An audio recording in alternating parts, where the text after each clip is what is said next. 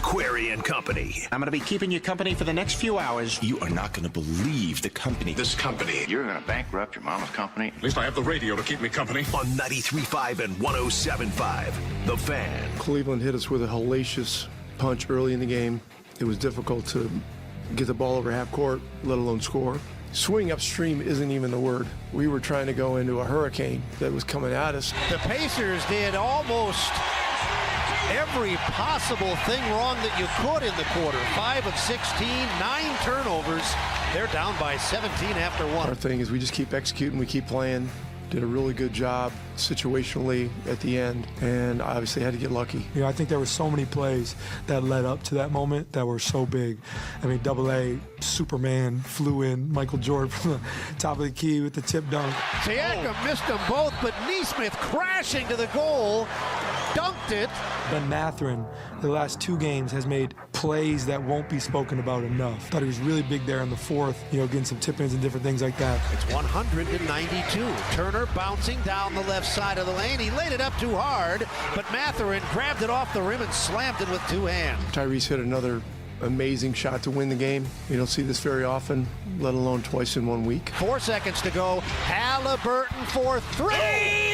3 ball up top. Indiana by 1.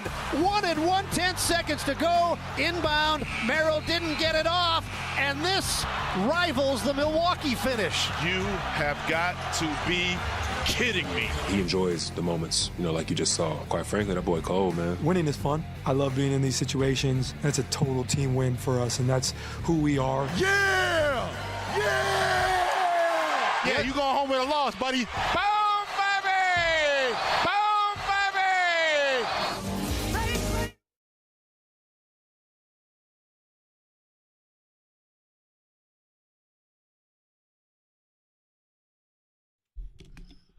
Last night, another chapter in the book of the Indiana Pacers, not just the 2025 installment, but the reason why there is nothing like playoff basketball and the month of May in Indianapolis, Indiana. And there is such a magic to all of it. No matter who you are in Indianapolis, I love the fact, even if you're not a diehard Pacer fan, and I get it. I think there are a lot of people that this is the time of year where they start really following, paying attention. The NBA is a long season. It's a long season. And there are a lot of people that are like, you know, I start paying attention around Christmas, or I start paying attention around Valentine's Day, or I start paying attention now. And I love it. I love the fact that last night, seemingly everybody in Indianapolis was watching that game. Everybody was down and out when they were down 20, and understandably so. Cleveland comes into that game. They don't have 3 of their top 4 scorers. They are a mash unit. The Pacers come out. They look lifeless. They look flat. They can't make anything. They're turning the ball over. The lane was a sieve. They're letting anybody come down and score. Donovan Mitchell goes bonkers. They had no answer. And then they start hitting some shots. And credit Benedict Mathurin. Benedict Mathurin has that dog mentality, right, of just like a little bit of nastiness about him. Sometimes it gets the better of him. But last night they needed it a little bit because that confidence that Mathurin has he was the one guy that said, I'm just going to continue to keep making plays and hang around. And yet it was frustrating because every time they would get it within 14, it would get back up to 17. And then they would get it down to where they had it like to 7, and it was, boom, it was 10. And it just kept going in that fashion, which became frustrating, and you thought, there's no way they're going to do this. And what I love about it is when that game ended, I mean, and I'm not alone in this. I'm getting text messages from all over. People I grew up with. People that I've known through work. People that I know casually. My doctor. I mean, everybody is texting me like, I can't believe what I just saw. Holy cow, did I just see that? And Tyrese Halliburton once again, and yes, at another time, maybe even later in this show, we'll talk about the fact that they shouldn't have been in that situation. But what you wanted to get one of two in Cleveland. They get two in Cleveland. The Indiana Pacers now are halfway there to the Eastern Conference Finals. And I'm telling you right now, and yes, there is plenty we can nitpick about the way they played last night. But that group, if you don't love the Indiana Pacers, if you live in this town and you're not a Pacer fan by now, if you're not on board, I don't know what to tell you. If you don't love the clutch play of Tyrese Halliburton and the fact that he is totally immune to nerves late in a game, if you don't love, and I think it's on this show that we pointed it out, like last week I remember saying, when you look at Miles Turner's rebound totals, what that doesn't account for is the number of times that he keeps rebounds alive and facilitates it elsewhere. How about that for foreshadowing? If you don't love the fact that they're able to, when Pascal Siakam is one of their better players, has essentially a complete off night and is almost invisible, and they're able to overcome that, partially because of Benedict Mathurin and the way he played. And then, if you can't recognize and love the fact that Aaron Nesmith last night in the last 5 minutes of that game personified the career trajectory of Aaron Nesmith.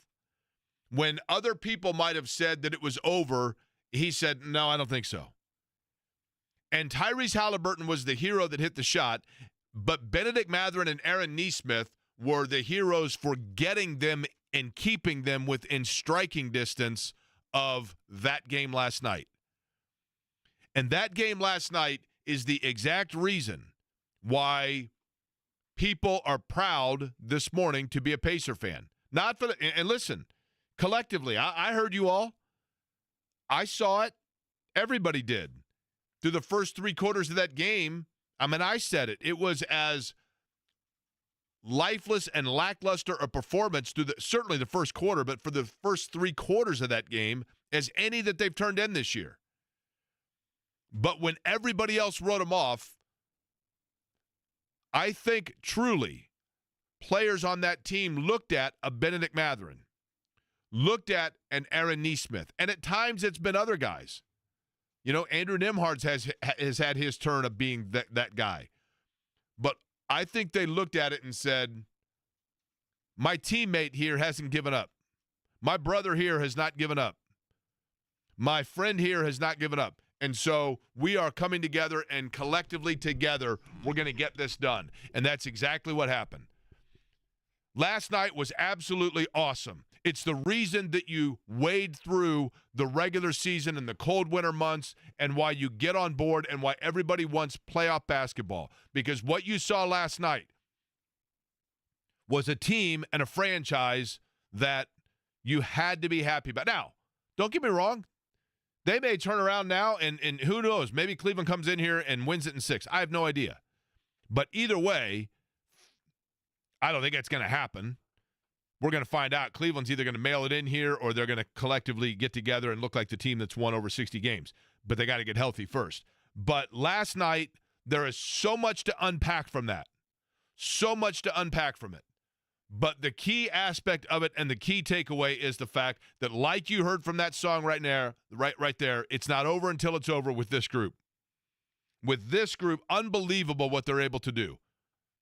I mean, you've all seen the stats by now. You've all seen the stats. Teams that are down by 7 with inside of 45 seconds to go, it's like 52,685 NBA teams in that position have never won a game. It's happened 3 times. 2 of them have been the Pacers. It's actually like 1,600 and something games. But 384 times. What is it? 384 times that a team has been down by, I'll have to look at the exact statistic in terms of the record of teams. There are so many of them last night, so many anomalies that were created in terms of the records that have taken place in the NBA that the Pacers have reset. The playoff record when trailing by 7 points with less than a minute and a half to go. The Pacers 2-0, every other team in the last 20 years in the NBA, 1-384. The Pacers this year, 2-0 in that situation. And it's been 2 of what, their last 5 games? 3 games? Every other team the last 20 years, 1-384. The win percentage, like 0% with a second, with 12 seconds left, it was actually like 1%. I've never believed in those percentage things. And then 100%. And all of it coming on this, the day. This is the beauty of all of it. The beauty of all of it is that in any other day, in any other situation, in any other city, with any other franchise history in this 2025, if you have on this day the 30th anniversary of Reggie Miller's 8 points in 9 seconds, 30 years ago today, and I'm not certain that it wasn't to some extent usurped last night. The fact that we didn't that now that feels finally for the very first time, and I'm not taking away anything from the greatness of that moment, but for the very first time now, it's been this long. It's been 30 years, 30 of them, and we hold that with the highest emotion of care and love and respect. But for the very first time in 30 years, it's almost as if now the 8 points in 9 seconds officially feels like yesterday's story. It now officially feels second tier. It now officially feels dated because of what the 2025 Indiana Pacers have now done twice. But notably last night, on the road against a 60-win team in Cleveland and having the game right there, hanging in the balance, tipping the scales to Cleveland, and pulling that out.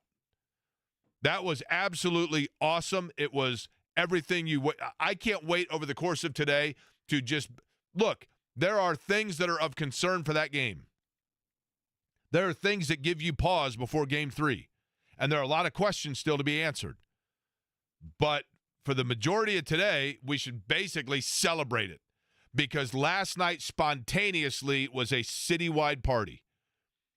Via text messages. It literally, it felt like back when everybody was communicating via Zoom because we were all like on quarantine. Like you knew everybody in this town was quarantined watching that game. Yeah, some might have turned it off. I know a lot of people might probably turned it off. And then you're like, I don't know.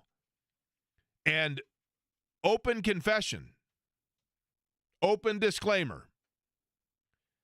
I'm sitting there as Halliburton's about to go to the line. I'm sitting there, and I'm waiting to figure out and think about the fact that I'm going to talk about Donovan Mitchell and what he did and the fact the Pacers are coming back 1-1.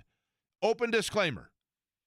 And I'm sitting there watching the game, and I go to my phone to check the box score because Shannon said to me, like, how many does he have? How many do he have? And I went to check the box score, and the app on my phone that tells me the box score was well ahead of the television broadcast. And I look at my phone, and it says 120 to 119. And I look at the television, and I say, wait a minute. And I turn to her, and I say, oh, my gosh. And she goes, what? And I'm looking at my phone, and she goes, you got to tell me. And I said, you're not going to believe me. She said, what? And I said, they're about to win this game. And lo and behold, not unlike the exact moment when that happened with 30 years ago today, where it's like, wait, you're telling me we're about to win this game? So then I got to watch I saw the score, so I didn't know how it was going to happen. Even knowing what was going to happen, I couldn't believe what I was seeing happen. Even knowing, I knew the score. I knew it. I was like 5 seconds ahead. I knew what was going to happen, and I watched it, and I've listened to it, and I've watched it, and I've listened to it because I can't believe it happened. The Pacers are halfway home to an Eastern Conference Finals where, mind you, their first home game will be the night of the Indianapolis 500-mile race. What a time to be alive. Joining us now on the program to talk about it, and I literally thought we were going to be sitting here doing a therapy session and talking through an embarrassing flat performance with Austin Croshere, and lo and behold, it happened, and they win that game. Austin joins us now on the program. Are you like me, Austin, where you woke up this morning and said to yourself, that really did happen? We both were John Starks. Did this dude just did this? That's exactly what we said this morning, right?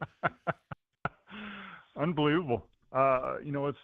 obviously after the first quarter and things settled down a little bit, you're watching the game and you just kind of say, this doesn't look great, but, we're still in it. We still got a chance. And, even until, whatever, the 38, 48 seconds, it still was like, it's just an unbelievable game. And the resilience of a team that just finds a way to kind of stay in the game and keep it close and always give themselves a chance, even in games when that, maybe not playing their best. Unbelievable. Did you think, okay, there's a lot to unpack here, right? Yeah, so much to unpack. So let's begin with this. Did you ever have games, or as a player, when you watched that team, Austin, and when they were just kind of trying to keep it close, and Benedict Mathurin had this, like, get me the ball and get out of the way mentality. And I call those guys, get the hell out of the way guys. Mathurin was able to play that role a little bit last night. And not necessarily chip away at that lead, but keep the Pacers within striking distance. Does that become contagious when you're on the floor and you see a teammate with that kind of mentality? How does that rub off on the rest of the roster, if you will, when you're watching it in a moment where everybody else is kind of lifeless? Oh, yeah, absolutely. And I think that's, kind of the job of, second unit guys is to change the energy of the game. A shot in the arm, certainly when it's provided, and Mathurin has done that. Obviously, he's been in and out of the starting lineup, but that was something that he did, and I think that it does become infectious. And then, it's just like, and then you start to see Cleveland, I don't want to say panic, but there was a moment where there was a flinch, right? Where it was like, hey, this team's not going away. And I think that all it takes sometimes is planting a seed of doubt in the opponent's mind. Like, hey, you're going to have to beat us. We are not going anywhere at this stage of the game. And I just was so impressed by that. Strus hit, I think, a three to make it a 10-point game. And it's like, if you don't get a basket on the next possession and Cleveland scores, the game's probably over, right? And I obviously there were so many moments like that. I can't remember who responded each time. But they just came up with the big play when they needed it. And I think that there's just a moment where you saw Cleveland flinch. And what do we need to do to get this team to go away, to put them away? And I think that there is, so much credit deserved by this team for finding a way to put themselves in that position with 48 seconds left. Listen, how do you know when guys have that? A great epiphany was once shared with me, Austin, when I asked, and I've always shared this on the air. I think it was, I can't remember who I was talking to about this. I think it may have been Joe Theismann, randomly enough. But I asked the question of, when you see a Jordan in the fourth quarter, you see a Joe Montana in the fourth quarter, you see a Brady in the fourth quarter.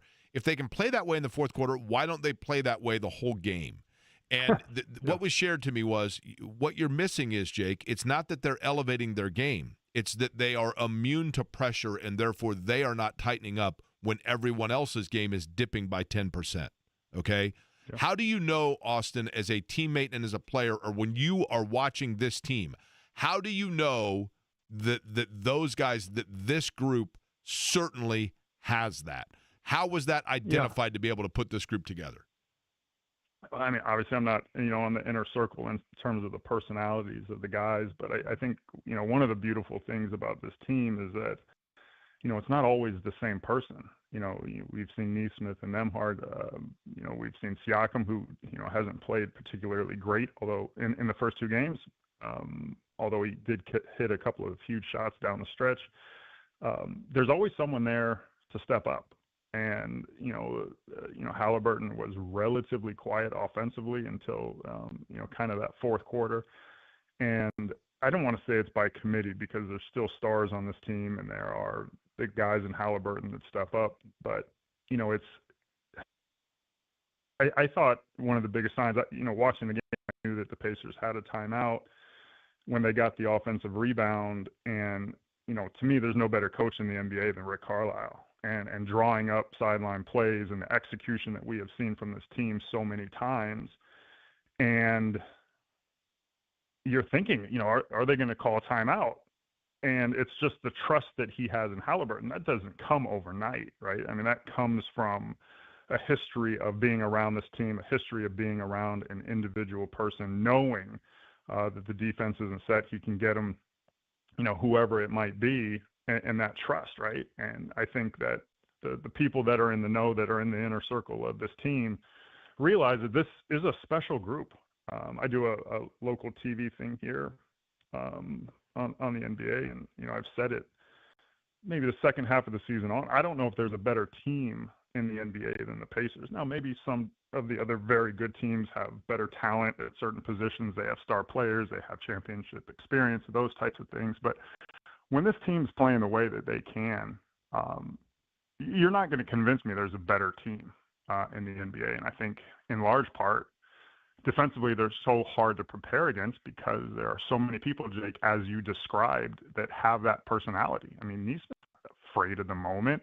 Mathurin, a young player, is not afraid of the moment. Miles certainly is, the most experienced player on the team, is not in that situation. And again, I mean, it's just kind of proof for, I think, what a lot of Pacers fans have known, and maybe the national media is late to pick up on it, but this is a really, really special group. When Neesmith had the putback dunk, at that point there was no choice but to win, right? I mean, at that point you're like, let's go. If you didn't break your television at that point by throwing the remote through it with a let's go, then you're like, well, let's just win, right? Yeah, I mean, when Siakam misses the first free throw, you're saying, okay, all right, we still got a chance. And then he misses the second one, then out of nowhere, he comes with that dunk. And it's funny, you don't see that very often in the NBA. I remember like the famous Jordan right. did that several times, like Come Fly With Me videos where he would, come in completely out of nowhere. And I think, they went to review the play, right, to see if it was goaltending. And I watched several times. I mean, that was Donovan Mitchell that, just kind of simple basketball, right? Like you check off, right? Who's got the shooter? We're pinching the better offensive rebounder on this side. All right, on the perimeter, I've got him. And, I mean, he just had it decoyed. He was standing straight-legged. He walked right in front of Donovan Mitchell and just went right in there. And I think that there are guards that are more committed to doing that on a consistent basis, but how often do you ever see it happen? I mean, literally over the course of an entire season, how many times have the Pacers had a guard from the three-point line shooting free throws where they actually converted that offensive rebound, let alone for a dunk? I mean, it was just a special, special moment to see. And, congratulations to him again on that type of thing that maybe is 0.5% likelihood of execution to go for it anyway in that situation. Just so fun to watch. Did you ever think that we would be talking about this Pacers team claiming at this point in the year that they're out physicaling someone? Yeah, definitely not their identity, not what they are known for. And I think that sometimes when you are really good at one thing, other things that you do well can be overshadowed, and I think that's definitely the case. But I think more than anything, it's just this time of year you find a different gear, and I think that the confidence component really starts to take teams to another level. I think obviously, Halliburton is playing off of the overrated thing. I think, again, even on a national level, like this is a team that went to the Eastern Conference Finals last year, and everyone has Donovan Mitchell. The crowd starts chanting overrated, and Donovan Mitchell's like, "Hey, can we pipe that down, please?" Did you notice that? He's like, "Yeah, we're good. We're good. Let's not poke the bear." I don't know if that's what he was doing actually, but it certainly looked that way, right? I think it was. Listen, I think everyone. Listen, the Pacers just smacked them in game one. Like, they know. They don't need giving fuel to the fire for an opponent. And I think everyone already knows it. Tyrese is playing off of that going back to the Milwaukee series. But, yeah, Jake, you've followed this team forever. and they have been very fun to watch of late. But I don't know. It's just unbelievable how fun this team is to watch, and how much they play for each other. And yeah. Listen, it's as close a group as at least from the outside, it appears to be as close a group as we've seen, right, in a long time.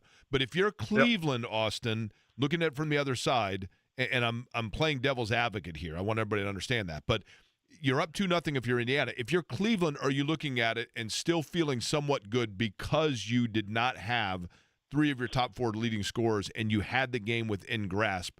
Does that give Cleveland some glimmer here, or they come back here to Gamebridge, is it over? Listen, with the way that the Pacers are playing, it's hard to see that they won't win one of these 2 at home. Depending on how it goes, I thought that Cleveland came out with a sense of urgency in that first quarter. I think they were aware, hey, we lose this game, we have to win 4 out of 5, 3 of them coming on the road. And that's an incredibly uphill task. And I looked at the stats. The road team winning game 1 in the playoffs, only 18% of the time did they go on to win game 2. So those are some of the odds that were kind of against the Pacers. And I thought that Cleveland came out with the mindset of, hey, this is a must-win game. And that's where, I kind of mentioned earlier, like I think it was a 20-point game in the third quarter, and the Pacers just didn't quit, right? They just don't. And I think so many times, a team that wins game 1 on the road is just content to have stolen home court advantage, and maybe they go through the motions, especially if they're down 20 points in the third quarter. And that's where I give this team so much credit. I think that they know, if they're down 14 to start the fourth quarter, the game's not over. If they're down 10 points with 4 minutes to go, the game's not over. They know what they are capable of offensively, and just the way that they kept it close. And again, that seed of doubt where, like, hey, we lost game 1. We're the 1 seed. Are we really going to lose this? And you saw them pause. You saw Cleveland do it and panic at home. And again, so impressive. When you talk about going back to Indiana, this is the number 1 team in the Eastern Conference. In the Cavaliers, I expect to see them come out, in complete panic mode, very comparable to what we saw in the first quarter. But the Pacers are, obviously in a prime position to get to the Eastern Conference Finals for the second year in a row. And if you had said that before the playoffs started last season, never would you have believed that. It's come together before our very eyes, right? No question. Yep. Austin Croshere, our guest, by the way. Before we let you go, a couple of things here. Number 1, congratulations. You were inducted, if I'm not mistaken, over the weekend, and you tell me if I've got the title correctly, the Southern California Basketball Hall of Fame, right? That is correct, and thank you, Jake. I appreciate it. It was a huge honor. That's different than the Northern Wyoming Basketball Hall of Fame, right? Pretty fertile area. I saw Baron Davis went in with you. I would imagine Reggie Miller's in there. Some pretty heavy hitters, right? It's a pretty big honor. Yeah, surprisingly enough, so I was in the 6th class. The inaugural class was Bill Walton and Kiki Vandeweghe, Marcus Johnson, Cheryl Miller, and Reggie got in the 2nd class. And I haven't talked to Reggie about it, but I'm sure Reggie's saying to himself, of course, Cheryl gets in the 1st class. I don't even get in the first class. She beats me to that too, type of thing. But, for me as a kid, growing up in Los Angeles and watching all the battles with the Celtics, if I could go back in time, right, and tell my 8, 10, 12-year-old self, hey, one day you're going to be in a Hall of Fame with Dennis Johnson, Bill Walton, Byron Scott, Michael Cooper. Never in a million years would I believe that. And it was really an honor. All 3 of my 2 older kids were just home from college in the last couple of days, so they were all able to be there, and it was very cool. Now, I wanted to ask this too and make sure everything's okay, because I don't know if I should have, but I did. I let everybody know that today, your time was a little bit flexible because you got to take your dog. He's getting a tooth operation, right? Like a tooth pulled. Is that right? Everything okay? Yes. Leo is 14 years old, and doc, every time you go in for the physical, you know, they're like, oh, you need to do this tooth treatment. You need to do this thing. And, as dog owners, these things are all expensive and you feel like you're being fleeced. So we do it. And, next thing you know, this tooth needs to be extracted. So he went in today. We had to give him start the medical drugging of our dog last night and then again this morning, and we dropped him off and everything's great. So hopefully we'll pick him up in a couple hours. I'll let you know how the extraction went. So we were taking bets on what kind of dog Leo is. Eddie, what was your guess? I went with the what's the trendy, because it's California, right? You went with the doodle. Yeah, the doodle of some sort. No, I got the dog. We actually got Leo on our way to the airport when we moved permanently from Indiana to Los Angeles 14 years ago. So I don't know if that changes anyone's opinion, but we got the dog in Noblesville on our way to the airport. Okay. In that case, I'm going to go. But 14, though, I mean, not to God love Leo, like he's an older fella now, right? I mean, you know what I mean? He's an older fellow, yeah. Yeah, occasionally leaving keys in weird places around the house, that kind of thing. But having said that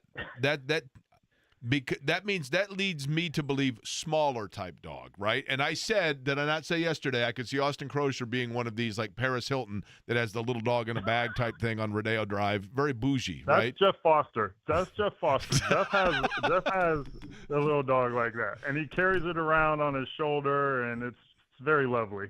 Okay, so I'm going to go, I don't think 14 on this breed. I'm going to go Husky, okay? Although, no, not in California. That wouldn't work at all. And that's not a small dog, Jake, so you're going the opposite way. You just went about the same size as I'm going Pug. Last guess, Pug. Eddie, go. Dachshund. Ooh, oh, my gosh. You guys were right the first time. I knew I would throw you off when I say I got it in Indiana. I have a Labrador. See, I said it yesterday. Listen, I'm not going with this throwing it down the scent, right? I'm not going to. So what we know is this. What we've learned in this conversation is this. What do Jeff Foster and Benedict Mathurin have in common, Eddie? Oh, boy. Where are you going with this? Both of them got a little dog, man. Got a little dog in them, right?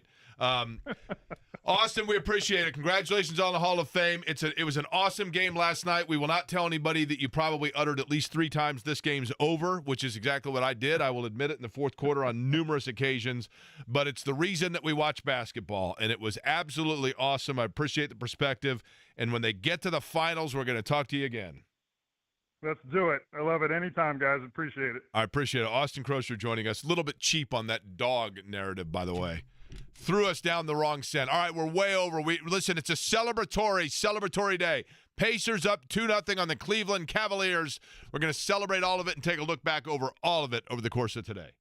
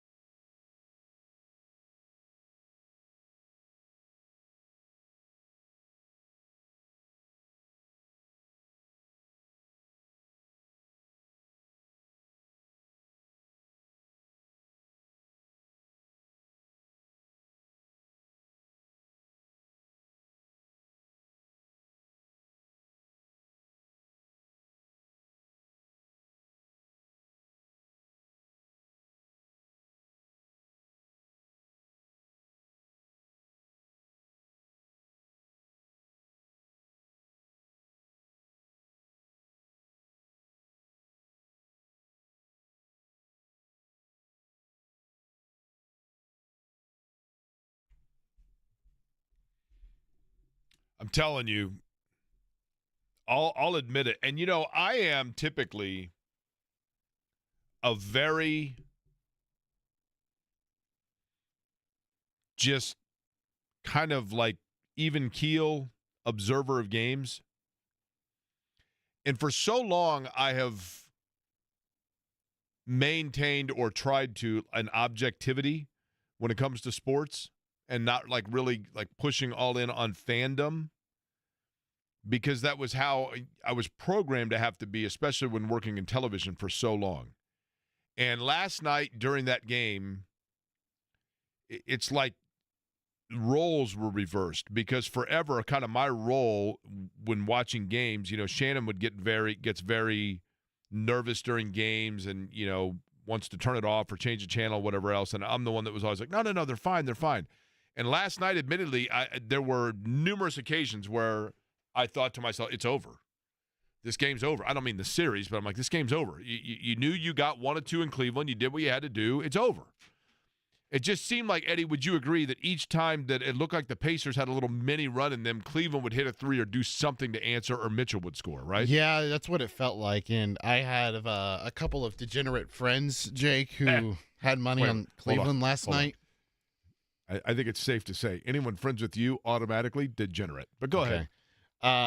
And I was like, hey, by the way, they're missing this player, DeAndre Hunter, that player, Evan Mobley, and Darius Garland. They're all out. They're like, oh, bleep, better go cash out. So they did. And so then the first quarter happens. We're like, well, thanks for talking me out of my cash out. And he's like, yeah, it's a long game. You just saw what happened with Boston and Cleveland. Or not Cleveland, Boston and New York. New York was down 20 in the third quarter, and they come back and win in the Garden. You're telling me that the Pacers can't come back down from 20 when the Cavaliers don't have the 3 players that I just mentioned, and the Pacers turned the ball over 9 times in the first quarter. 9 Like, that's not going to happen again. They're not going to be that bad at taking care of the basketball, and they're going to start getting it right. And because of all those extra opportunities that the Pacers gave Cleveland, it allowed them to go out and jump out to that 20-point lead. And the next thing you know, they start taking care of the basketball a little bit. They start getting some stops. They get some 6-2 runs, some 8-2 runs. Next thing you know, boom, they're right back into it. It's a single-digit game. And by the time the late third quarter and the start of fourth quarter rolled around, you could tell Cleveland was gassed. Like, they couldn't get any separation from Indiana when they were trying to run around and create separation to open up, to get looks offensively. Donovan Mitchell at the end of the game looked like he just ran a marathon. Like, yeah, he was cramping up all over. Attrition became a factor for certain, and the Pacers' depth came into play, no question about it. But look, I was pessimistic, and I shouldn't have been. This group is special. It's what we're seeing is fun, it's special, and get on board. When it comes to, even when they're down, why not Indiana? Why not? Let's go. 239-1070 is the telephone number. I want to know, did you think they had it in them again? Did you think the game was over? Did you watch to the end? And let's celebrate en masse and share and joy together. 239-1070 is the telephone number. We'll do it next.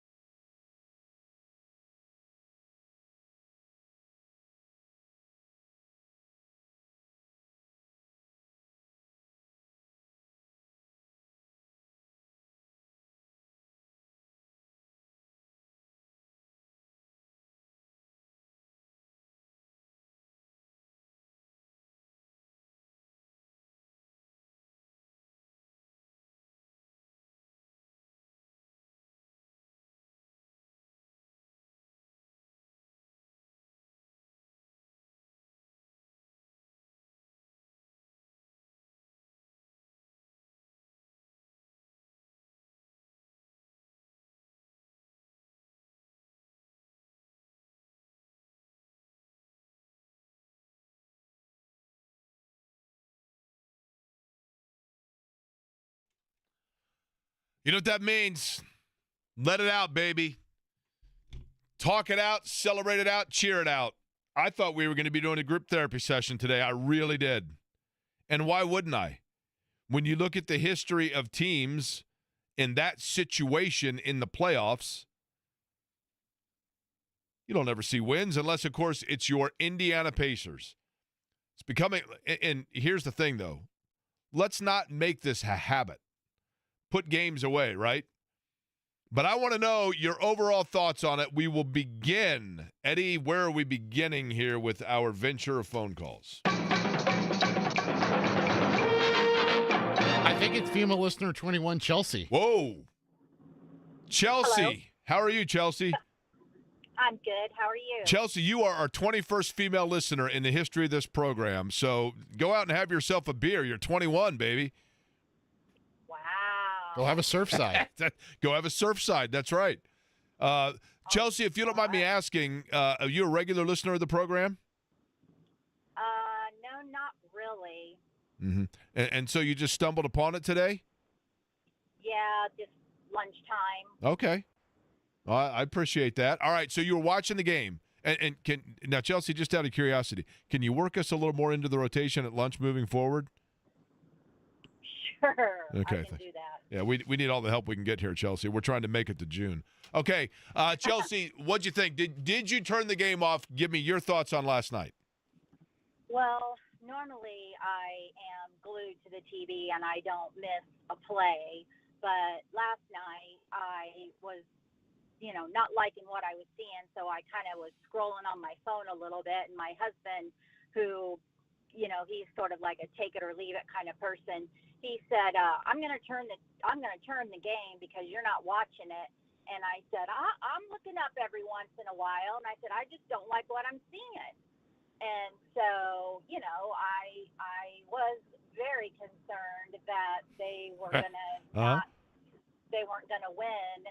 And then, when they started getting everything turned around there at the end, I mean, my jaw just dropped when Halliburton hit that basket because I was in somewhat disbelief that they actually pulled out the win because, what were they, down 20 at one point? I think that's it. Chelsea, I almost feel like there was – it almost like was that the celebration was tempered by the fact that you were in shock. I mean, literally everybody – and I think I told you, so I was looking – I just happened to look at the box score, and my phone was ahead of the television broadcast.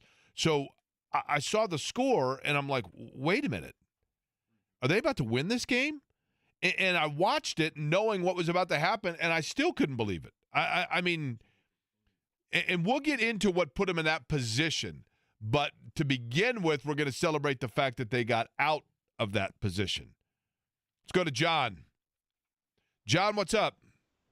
Hey, guys, two very quick points. First, that tip dunk after the free throw by Neesmith was nasty. I mean, the foresight he had to anticipate that, and then I'm very glad he didn't get hurt because Mitchell realized he's like, oh, my gosh, he's going to do this. I'm very happy Neesmith did not get injured on that, but that was just a nasty dunk. And the second thing is, in the first game, in the last 5 minutes, I was very impressed by Halliburton's defense. I mean, correct. To win a championship, you've got to do it on both ends. And he really blocked like 3 shots. He made Mitchell miss on 1 shot. I was very happy with his John, defensive how old a commitment. guy are you, John?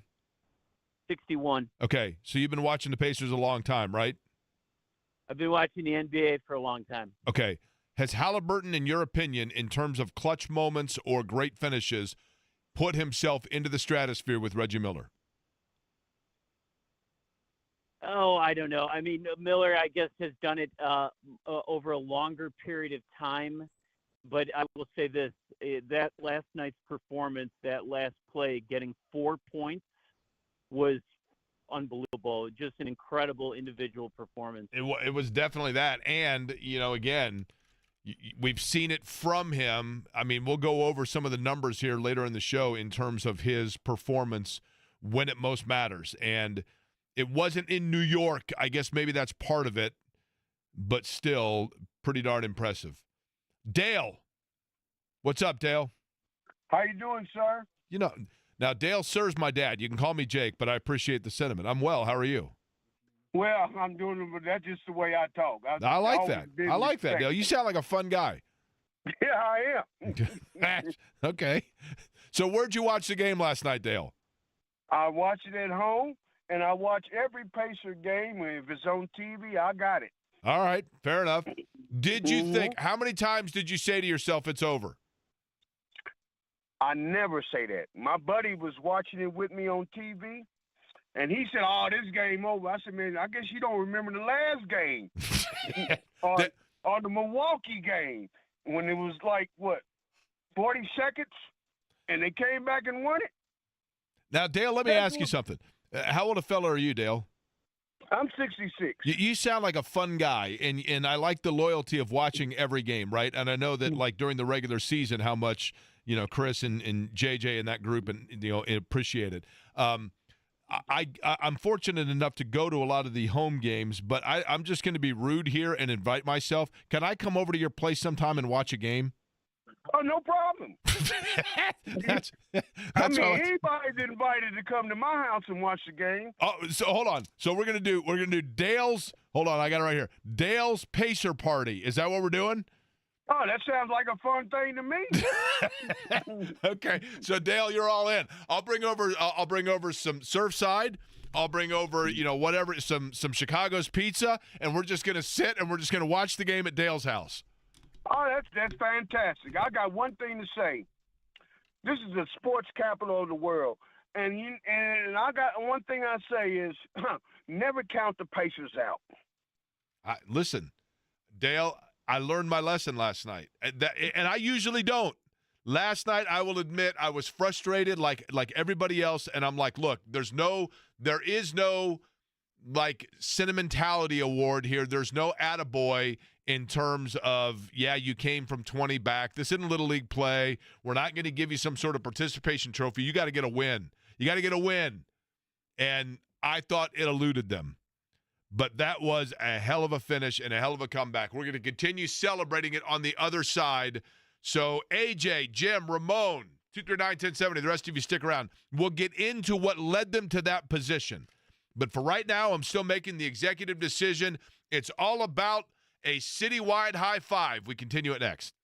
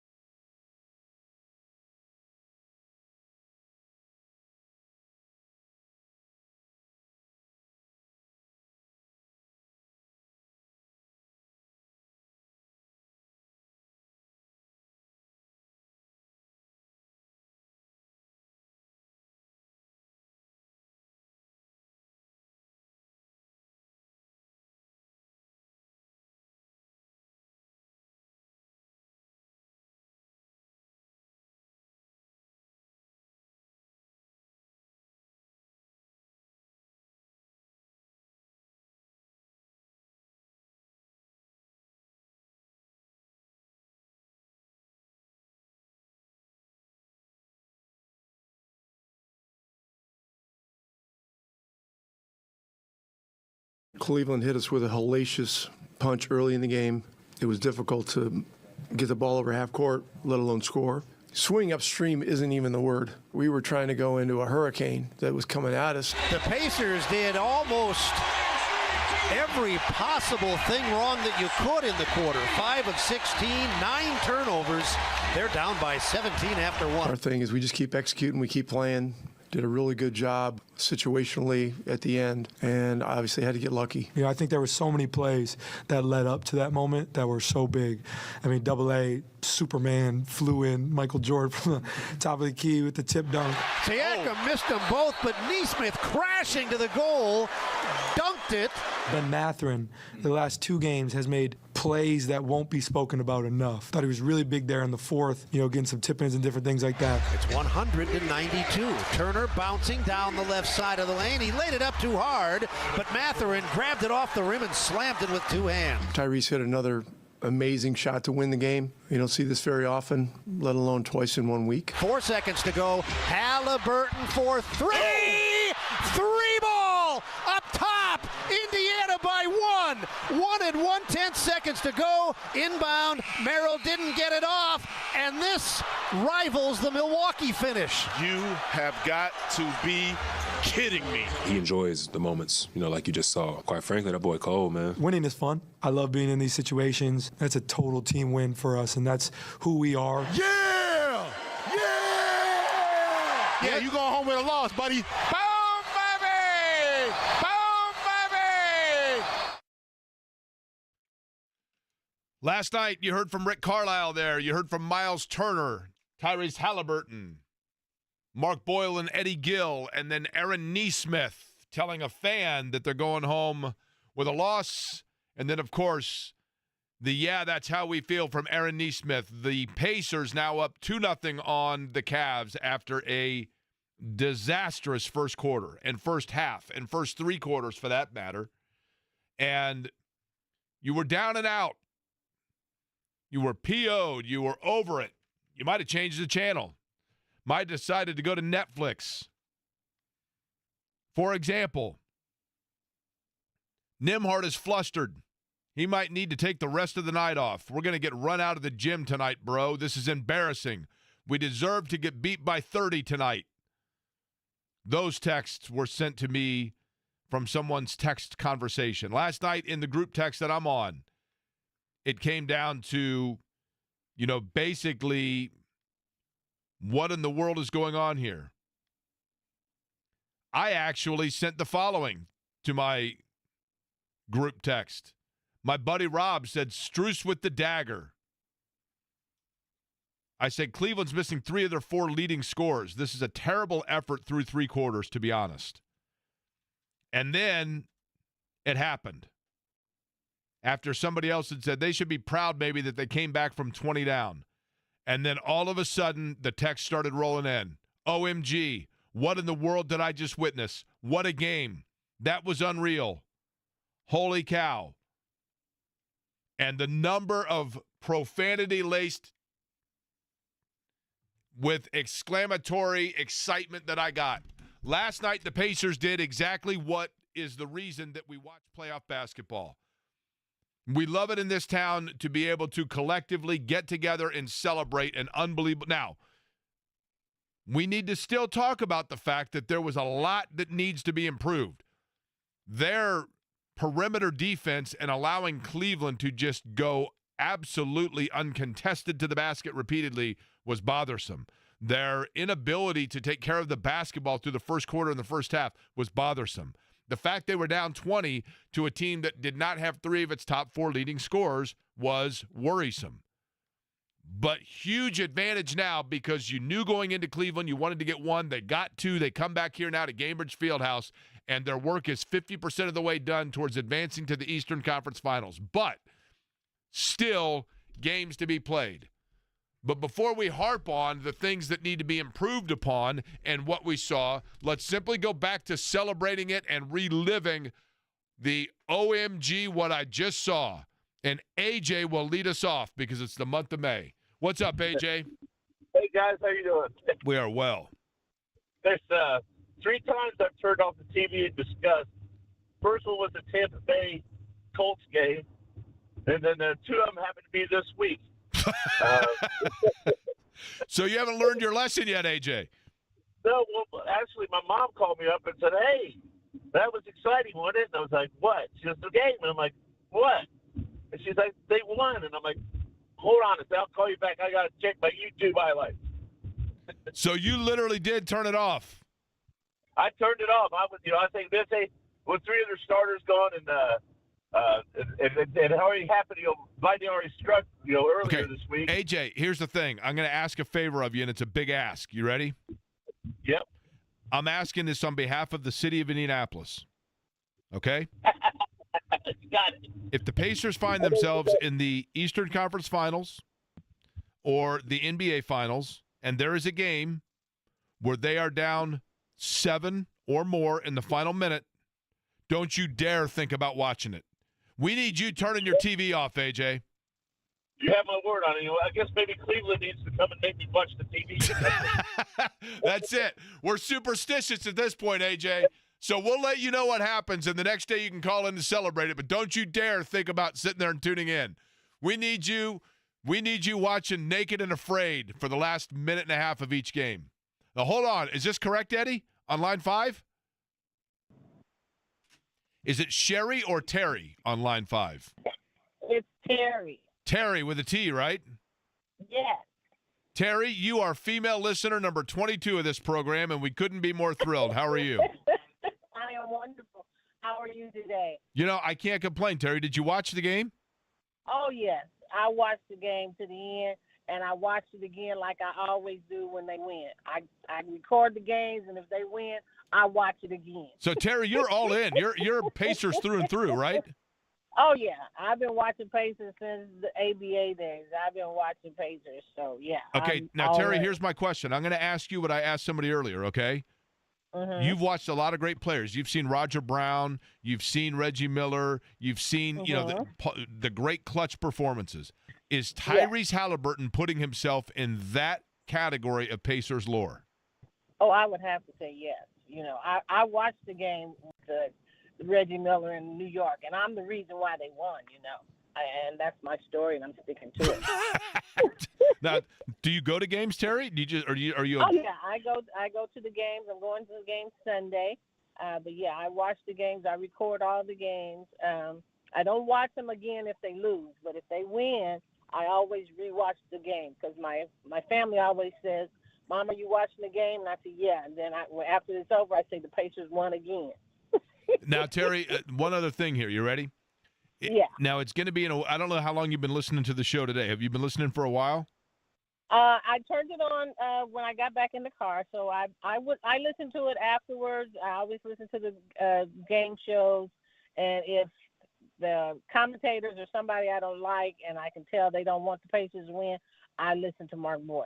Okay, well, and we appreciate all that, right? So Dale called in earlier and sounded like a nice fella, and I've just decided that we're going to have a Pacers viewing party at Dale's house. Now, I've got to get a hold of Dale and make this official, but you sound like you'd be fun to go. Would you like to come to Dale's Pacer viewing party? I want to come to Dale's viewing party. Yes, I do. All right. I don't know if it's Dale Davis or not, Terry, but if it is, then we're really in for a treat, right? Exactly. Well, Terry, I appreciate the phone call. Give me here's what I need you to do. You ready? Okay. I want you to scream it from the mountaintops, Terry. I want you right now, when I give you the mic here, I want you to absolute yell out your biggest Go Pacers boom baby of all time and go. Okay. Go Pacers! Boom baby! Boom baby! Yes! Yes, Terry. Thank you. And drive safely. Thank you for listening to the program. Love it. Tim, what's up? Hey, Jay, how you doing? I'm all right, Tim. Yourself? I'm doing okay. I was one of those ones, I was turning back and forth. I actually was watching the Pacers, then I was watching the Reds, because the Reds were in a game too. Oh, good grief. Yeah. Uh-huh. So did you see the end? Yes, I did. I did see the end. I got turned back. Of both? Or And just I watched it like at halftime. When halftime, I said, if we can get this under 10, I said we got a shot. But Tim, Which here's the close. thing. And Benedict Mathurin agreed with you. I thought Mathurin was big last night, right? When seemingly nobody else had life in them, Benedict Mathurin said, I'm going after this. And he's a little bit, he rides the razor's edge in being able to control himself. But it was so frustrating, Tim, because I would agree with you. You wanted them to get it within double digits, but it took absolutely forever. And then they got it to 7, and then they whittled it down to like 5. But it seemed like they were never going to get over that hump. You're right. I was like, I'm screaming at the TV. Can somebody stop Donovan Mitchell? Well, stop him, Tim. Look, Mitchell was heroic last night in 2 areas. Mitchell was great last night. I mean, he had 48. His ability to get to the basket, and it was, I hate to say this, it was kind of a quiet 48, and I know that sounds weird, but what I'm saying is, like, all of a sudden, and that's what I said, at the end of the game, I looked up to see what he had, and the Gamecast was way ahead of the television broadcast. So when I looked at my phone to see the box score, and I started prepping for today, is when I looked at the score, and I'm like, wait a minute. You prep? I mean, that's the extent of it. I look at the box score. And I'm like, wait a minute. They're up. And then I look at the Gamecast, and so I could see what was about to unfold on television. And I still couldn't believe it. I mean, it was – but Donovan Mitchell, for certain, was able to – and they were able to very easily, to a worrisome level, get to the basket. And that's – you've got to take care of that, because once Garland comes back, assuming he does, and then Mobley is very, you get him on the wing to kick out to, they had to get that game, because when those guys come back, it's a different animal. It just is. And they've got to take better care of the basketball. They do. I mean, the turnovers were worrisome.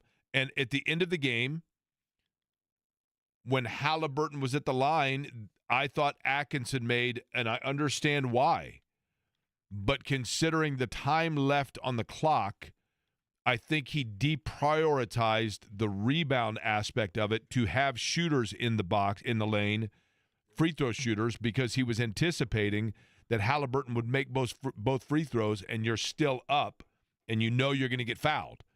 And so he had his free throw shooters in as opposed to his rebounders. That was critical, because Turner then keeps it alive by batting it back out to Halliburton, and you saw what happened.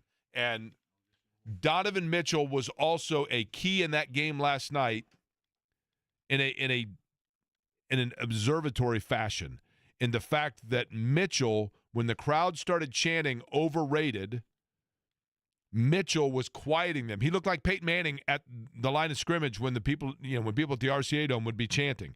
He got up there and was telling people to quiet down. Donovan Mitchell knew.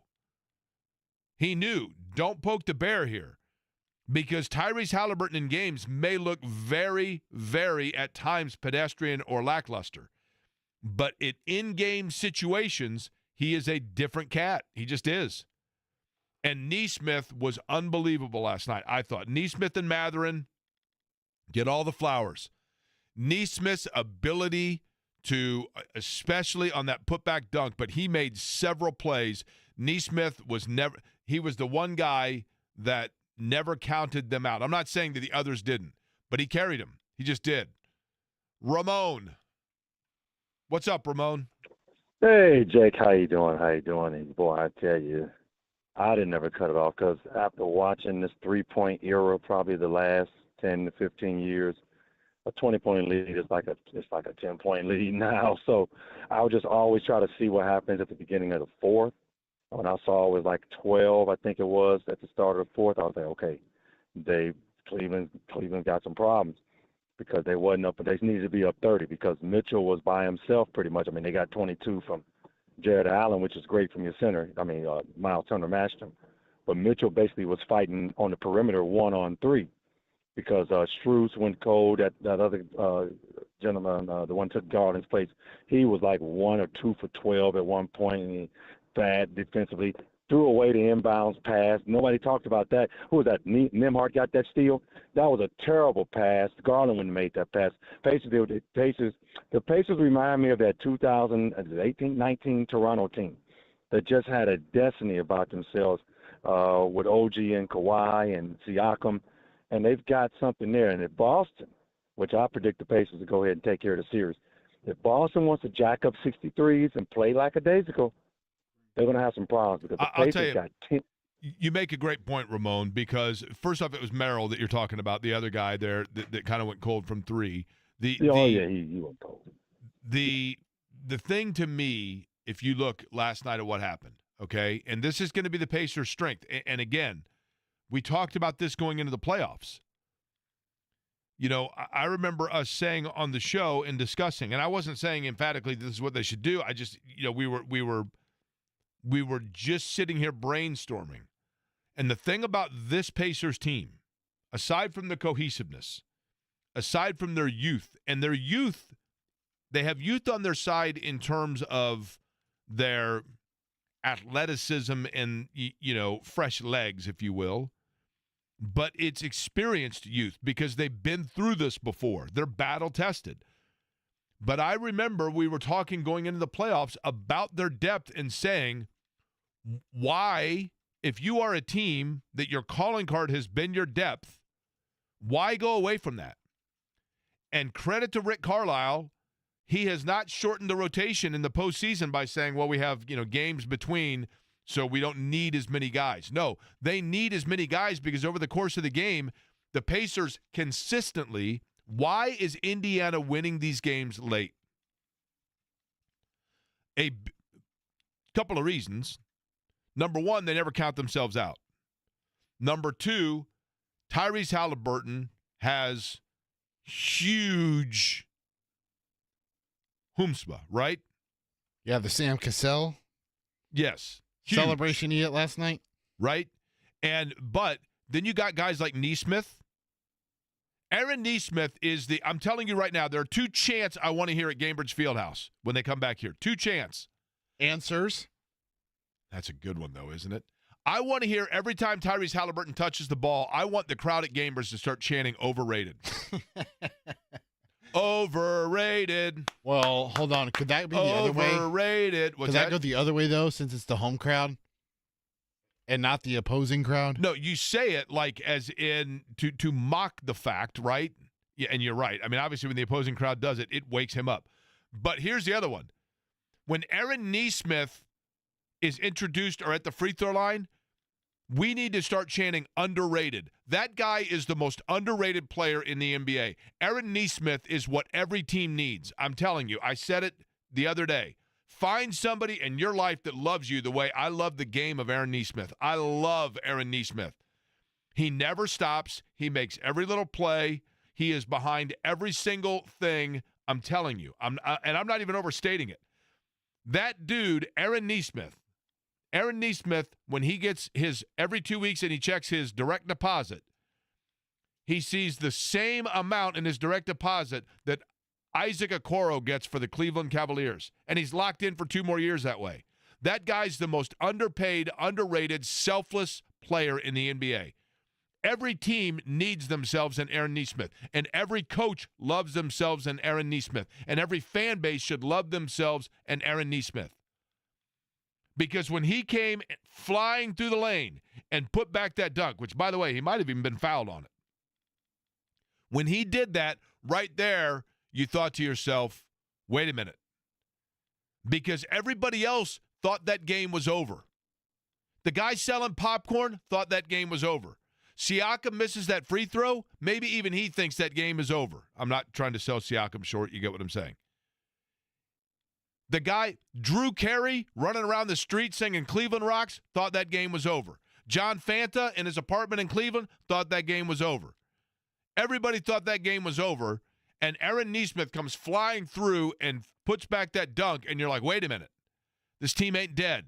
And look at the minutes last night. Pascal Siakam, 30. Nesmith, 33. Turner, 35. Nembhard, 36. Halliburton, 36. But Obi Toppin, 16 minutes. Thomas Bryant, 11 minutes. McConnell, 14 minutes. Mathurin, 20 minutes. And then Shepard and Toppin come in, Shepard and Walker come in. Walker definitely struggled last night. But if you look at Cleveland, they're starting 5 all with around 35 minutes or more, sparing Ty Jerome, who was close to 30, and then they basically go 3 guys off the bench, and that's it. That team, Cleveland, last night late in the game was mentally exhausted, and that's advantage Indiana. That's why the Pacers are winning these games, because they consistently have somebody on the floor that's fresher than the guy that is guarding them every time. Their depth is paying off, and Carlisle is sticking with that, and it's working. Jim joins the fan. Jim, what's up? You're not going to believe, but I've yet to see it all. I was watching it through the third quarter and had family just barge into the house, and I turned it off because I had to take an online class. The bottom line is I am so frustrated right now, but I tell you what, I tape every game, and I'm going to go home here early in about an hour, and I'm going to watch every stinking minute of that game and just enjoy it. Now, Jim, I've got 2 questions here. There's a little bit to unpack, if you don't mind me asking, okay?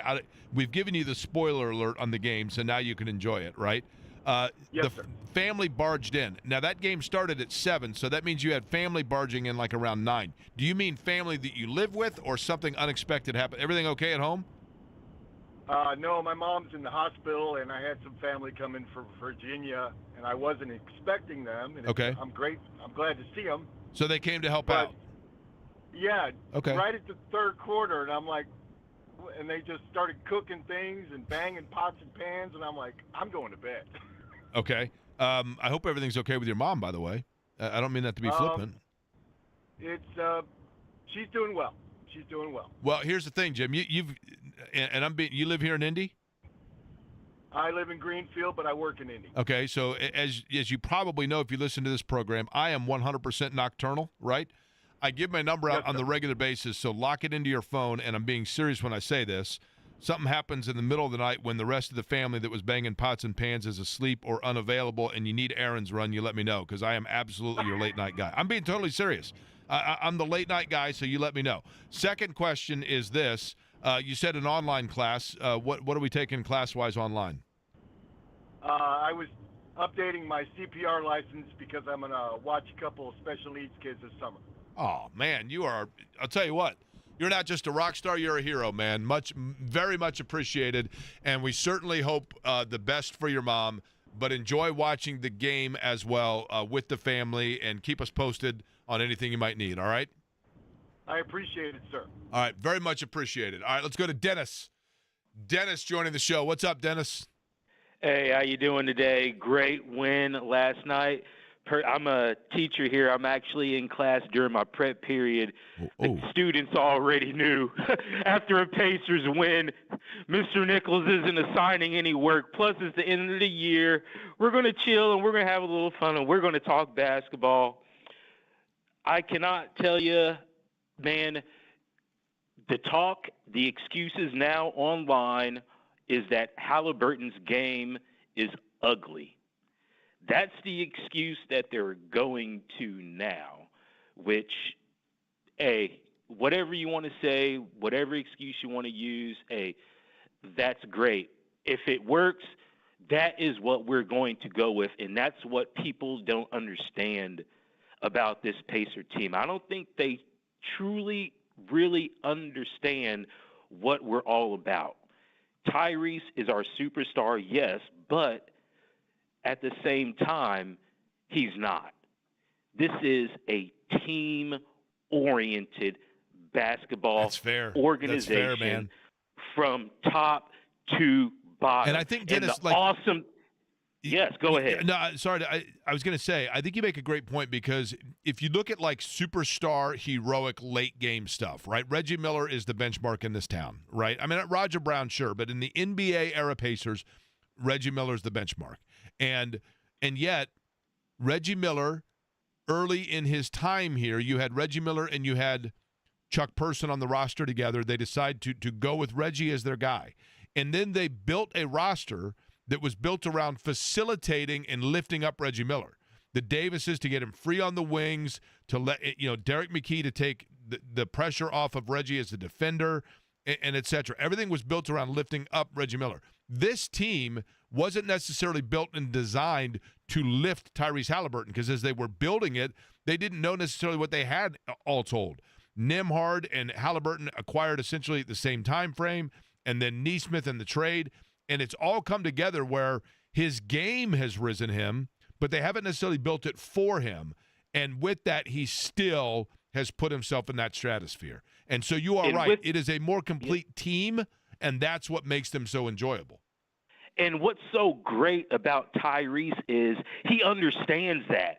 He knows that, hey, I need to get my points, I need to get my assists, but at the end of the day, it's about the team. And what you just said alludes to the absolute just innovation of this franchise over the years, and credit to Rick Carlisle.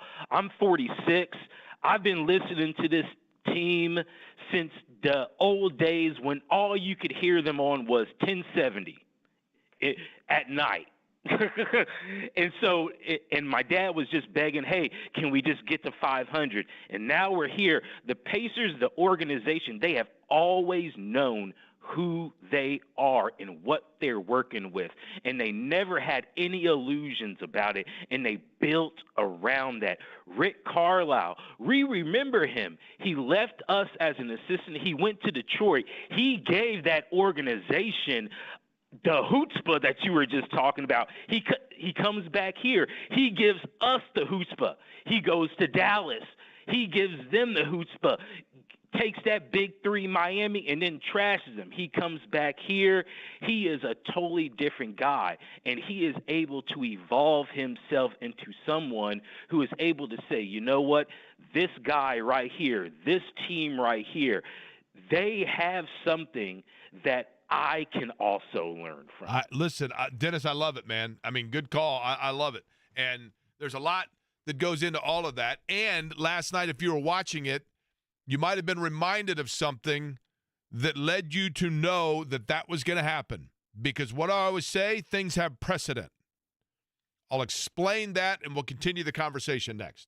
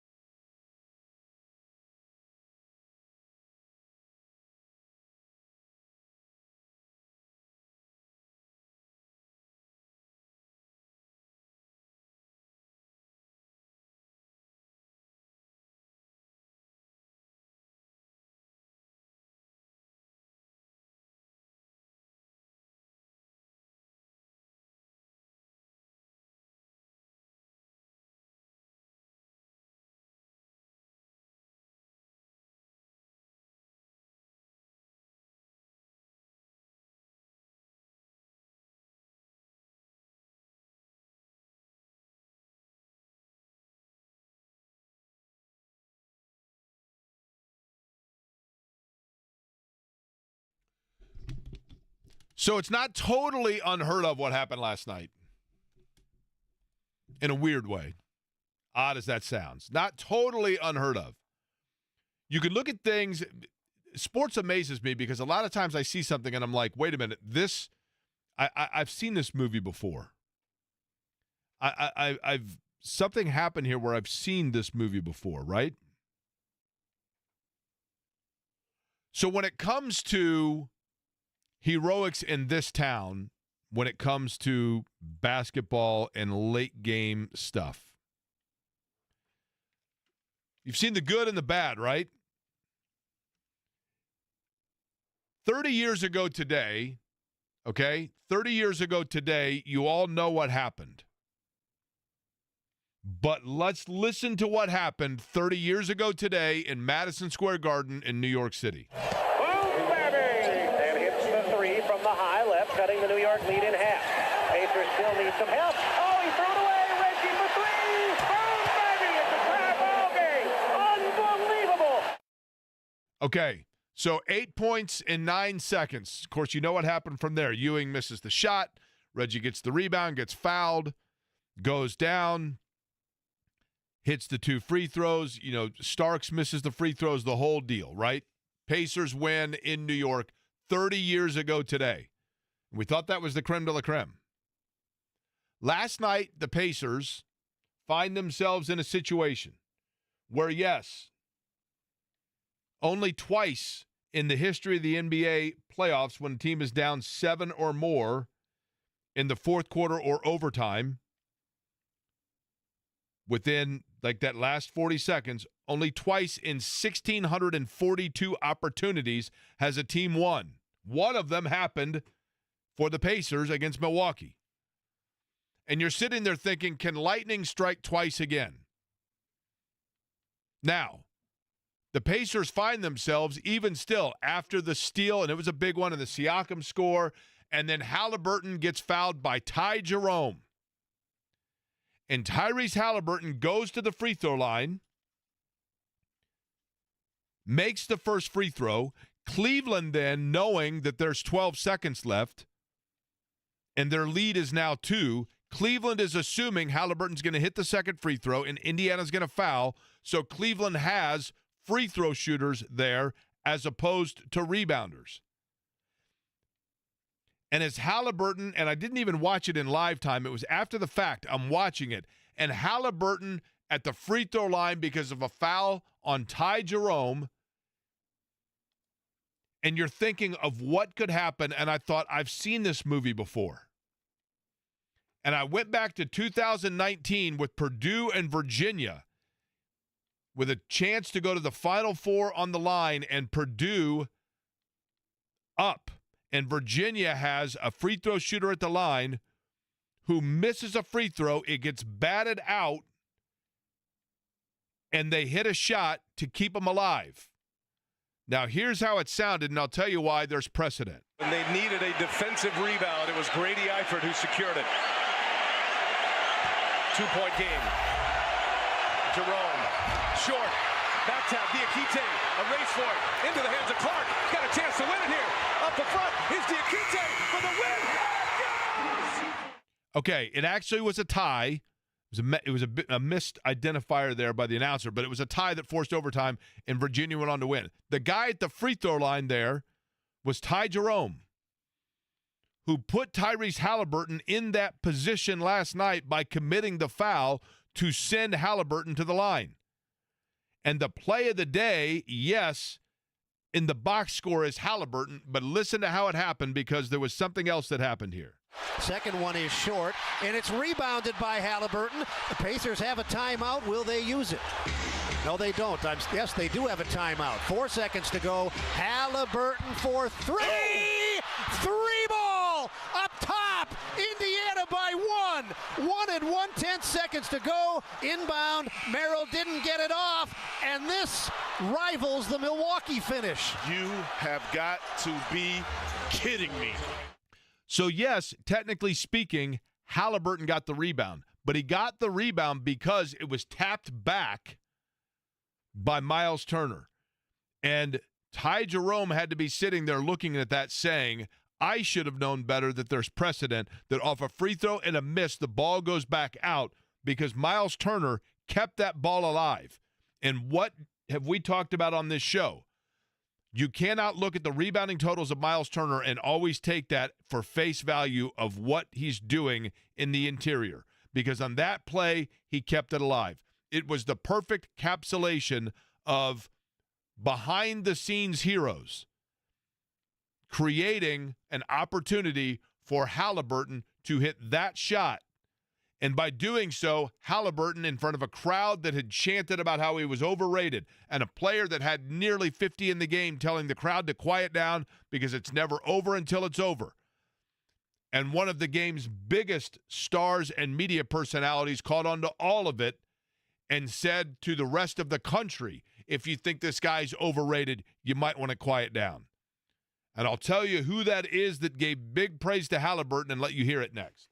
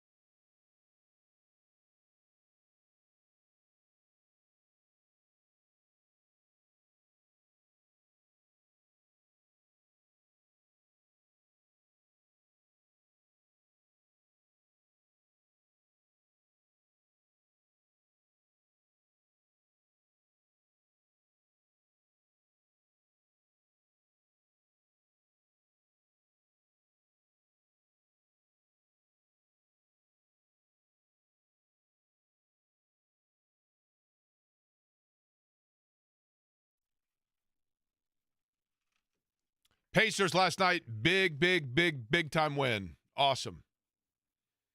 Obviously the dominant part of the conversation today. I love it. I love everything about it and just how there's something so fun. It's why I've always liked away games during the regular season when they're on the West Coast. Because when you're watching a game late and you're whether they're in Phoenix or LA or Portland and they pull out a win, you feel like you're in some sort of a secret clubhouse club or something watching the game when everybody's in bed. And last night was one of those where you just knew so many people were watching or listening, whatever it may be. And I think a lot of people turned it off because it was a dreadful performance for the better part of the game. But when it came down to it, and there are things certainly the Pacers are going to have to clean up, not to use a Shane Steichenism there.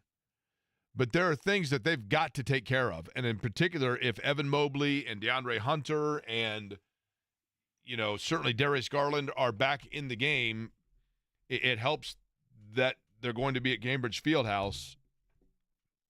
But you play the way you did in that first quarter yesterday, you're going to be down 40. I mean, they've got to take care of the basketball with more concern. I mean, they have to. The turnovers were absolutely decimating them. And it felt like at one point, and it was interesting to me when I looked it up, because at one point in the game, it literally felt like the Pacers were being out-rebounded like 75-20. I just felt like, and amazingly enough, they actually out-rebounded the Cavs. But Cleveland out-rebounded them on the offensive glass, and that's what's frustrating, especially with those shooters. I think the Pacers, the thing that is a strong suit for them is, and this is what I would tell you, if they advance, and that's a big if. I mean, if you're Cleveland, you can't feel totally down about it because, yes, you're down 2-0, but you've been shorthanded and you were in the game there last night in particular. Well, both. I mean, you had chances at both. You've got to feel frustrated that they got away from you. But they've been shorthanded. And so it's not going to be easy for the Pacers.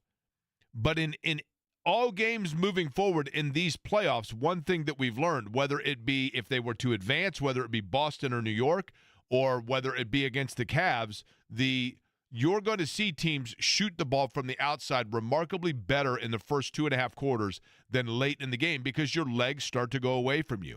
And that's the advantage, as we've talked about, with the Pacers' depth. Now, I didn't think their ball rotation was nearly as crisp and efficient last night. Looked stagnant at times. But Amy and Fishers points out, Eddie, when we talk about behind-the-scenes heroes, Aaron Nesmith, Benedict Mathurin, notably last night took on that role. Amy says, please thank Eddie Garrison for his behind-the-scenes work, both last night during the game and today. His excellent work makes him a behind-the-scenes hero as well. Thank you. I'm glad someone appreciates my work around here. Amy does. You sure as hell don't. Even though you probably should. Mark Boyle and I have a therapy chat. Now, Tyrese Halliburton was the star down the stretch, and Donovan Mitchell was telling the Cleveland fans, do not wake him up with the overrated chant. He was standing there telling them, calm down, calm down. Don't be so loud, don't be so vociferous. After the game, Shaquille O'Neal ramped it up, not by saying, quiet it down, but rather saying to the rest of the country, it's time to start talking about him. Indiana's got themselves a superstar. First of all, Tyrese Halliburton is not an overrated player. He's a great player. He plays the right way. And all the kids out there, the ones that can't jump high, don't have the Steph Curry form, watch him and steal all that he does. He played a great game. I thought they came out happy, a little bit lackadaisical, but they turned on the second quarter. They kept fighting. And then when you keep it close and teams make crucial mistakes, you have opportunities to win. So they took advantage of the opportunity, and they won. But I would have loved to have been in the locker rooms. I was in a situation like that one time, and we were all happy, and Phil came and said, shut up. You don't deserve to win that game. We played, like, just to let you know, like, yeah, we won the game, but we didn't deserve to win that game. We didn't play the right way, but now that we won that game, forget that. Now we know what we have to do. Because, you know, of course, when you have a guy that hits a shot, everybody's going to be happy, but they didn't deserve to win that game. Cleveland gave them that game, but they're up 0-2. Now you're going home to your crib, your routine. I'm thinking close this thing out. I'm not messing around with them. Great points, and he's right. I mean, if you are the Pacers, you had to say, we're glad we won that game, but I hope they take that mantra of, look, can't come back here and be that careless with the basketball. Can't have Andrew Nembhard, who I like a lot, can't have 8 turnovers. Can't give the ball away. Can't give it away 17 times. Well, they have 9 turnovers in the first quarter? Yes, 9 in the first quarter. I believe Nembhard had 4 and TJ had 2. So your 2 other primary ball handlers had 6 or 9 turnovers. And you can't let Strus get out to the hot start. Now they got, Merrill hit 4 of them. But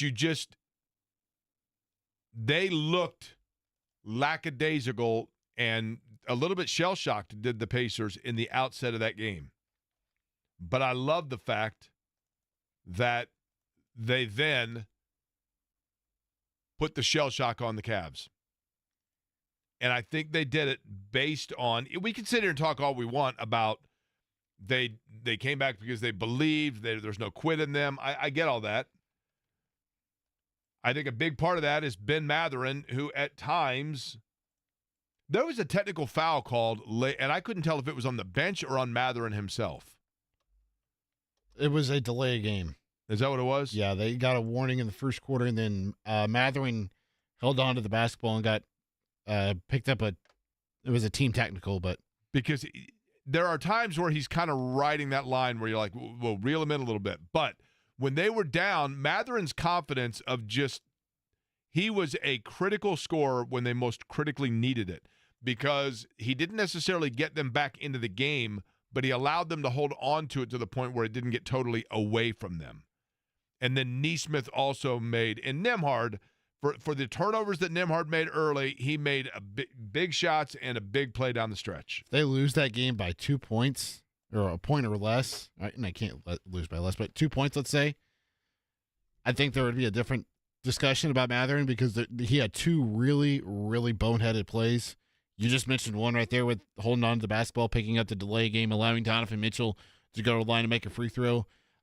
Earlier in the game, I forget when, might have been third quarter, Mitchell went to the line for 2, made the first, missed the second, but got a second opportunity because Mathurin committed a lane violation. Yeah.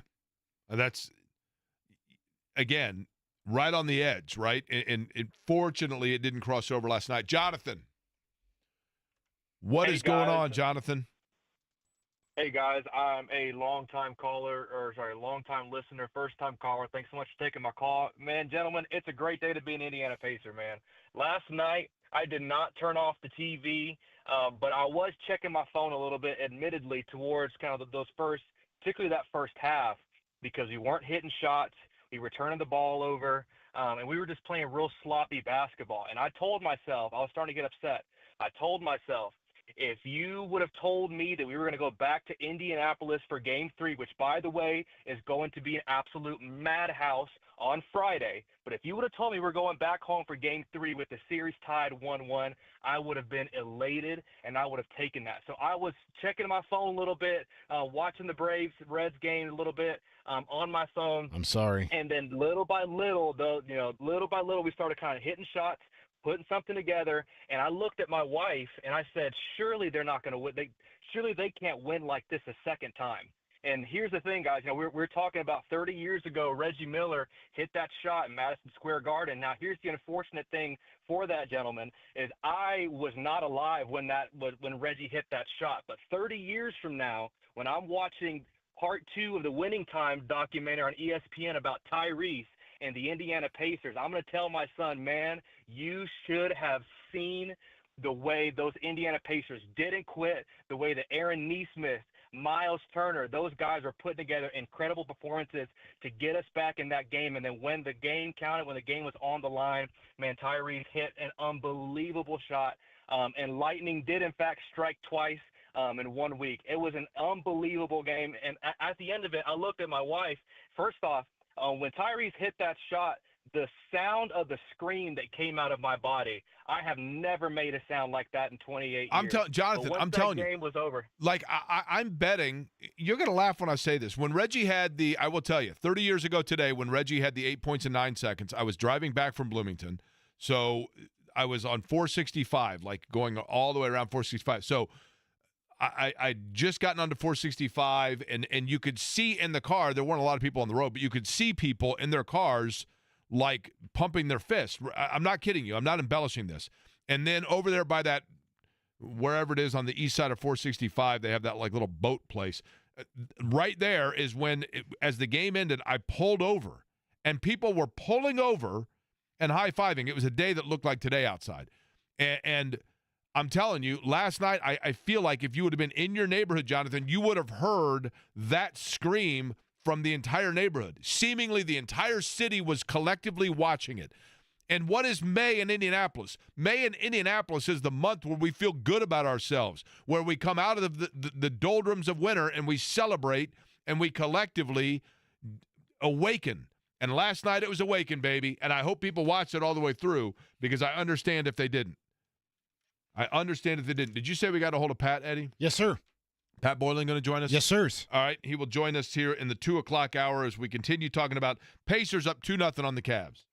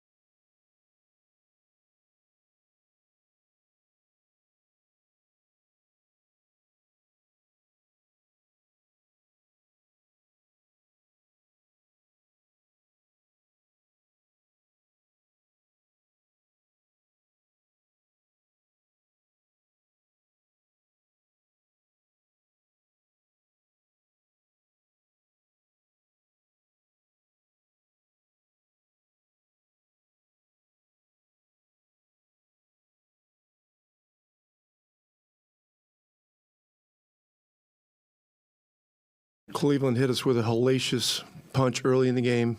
It was difficult to get the ball over half court, let alone score. Swing upstream isn't even the word. We were trying to go into a hurricane that was coming at us. The Pacers did almost every possible thing wrong that you could in the quarter. 5 of 16, 9 turnovers. They're down by 17 after one. Our thing is we just keep executing, we keep playing. Did a really good job situationally at the end, and obviously had to get lucky. You know, I think there were so many plays that led up to that moment that were so big. I mean, AA, Superman flew in, Michael Jordan from the top of the key with the tip dunk. Siakam missed them both, but Neesmith crashing to the goal, dunked it. Ben Mathurin, the last 2 games, has made plays that won't be spoken about enough. Thought he was really big there in the fourth, you know, getting some tip-ins and different things like that. It's 100-92. Turner bouncing down the left side of the lane. He laid it up too hard, but Mathurin grabbed it off the rim and slammed it with 2 hands. Tyrese hit another amazing shot to win the game. You don't see this very often, let alone twice in 1 week. 4 seconds to go. Halliburton for 3!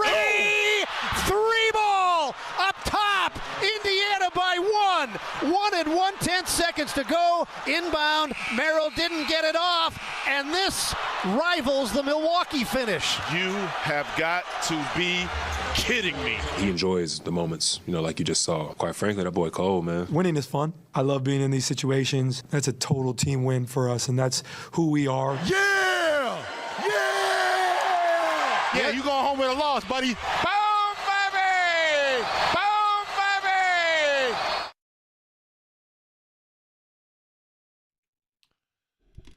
Pacers last night, it's not over till it's over.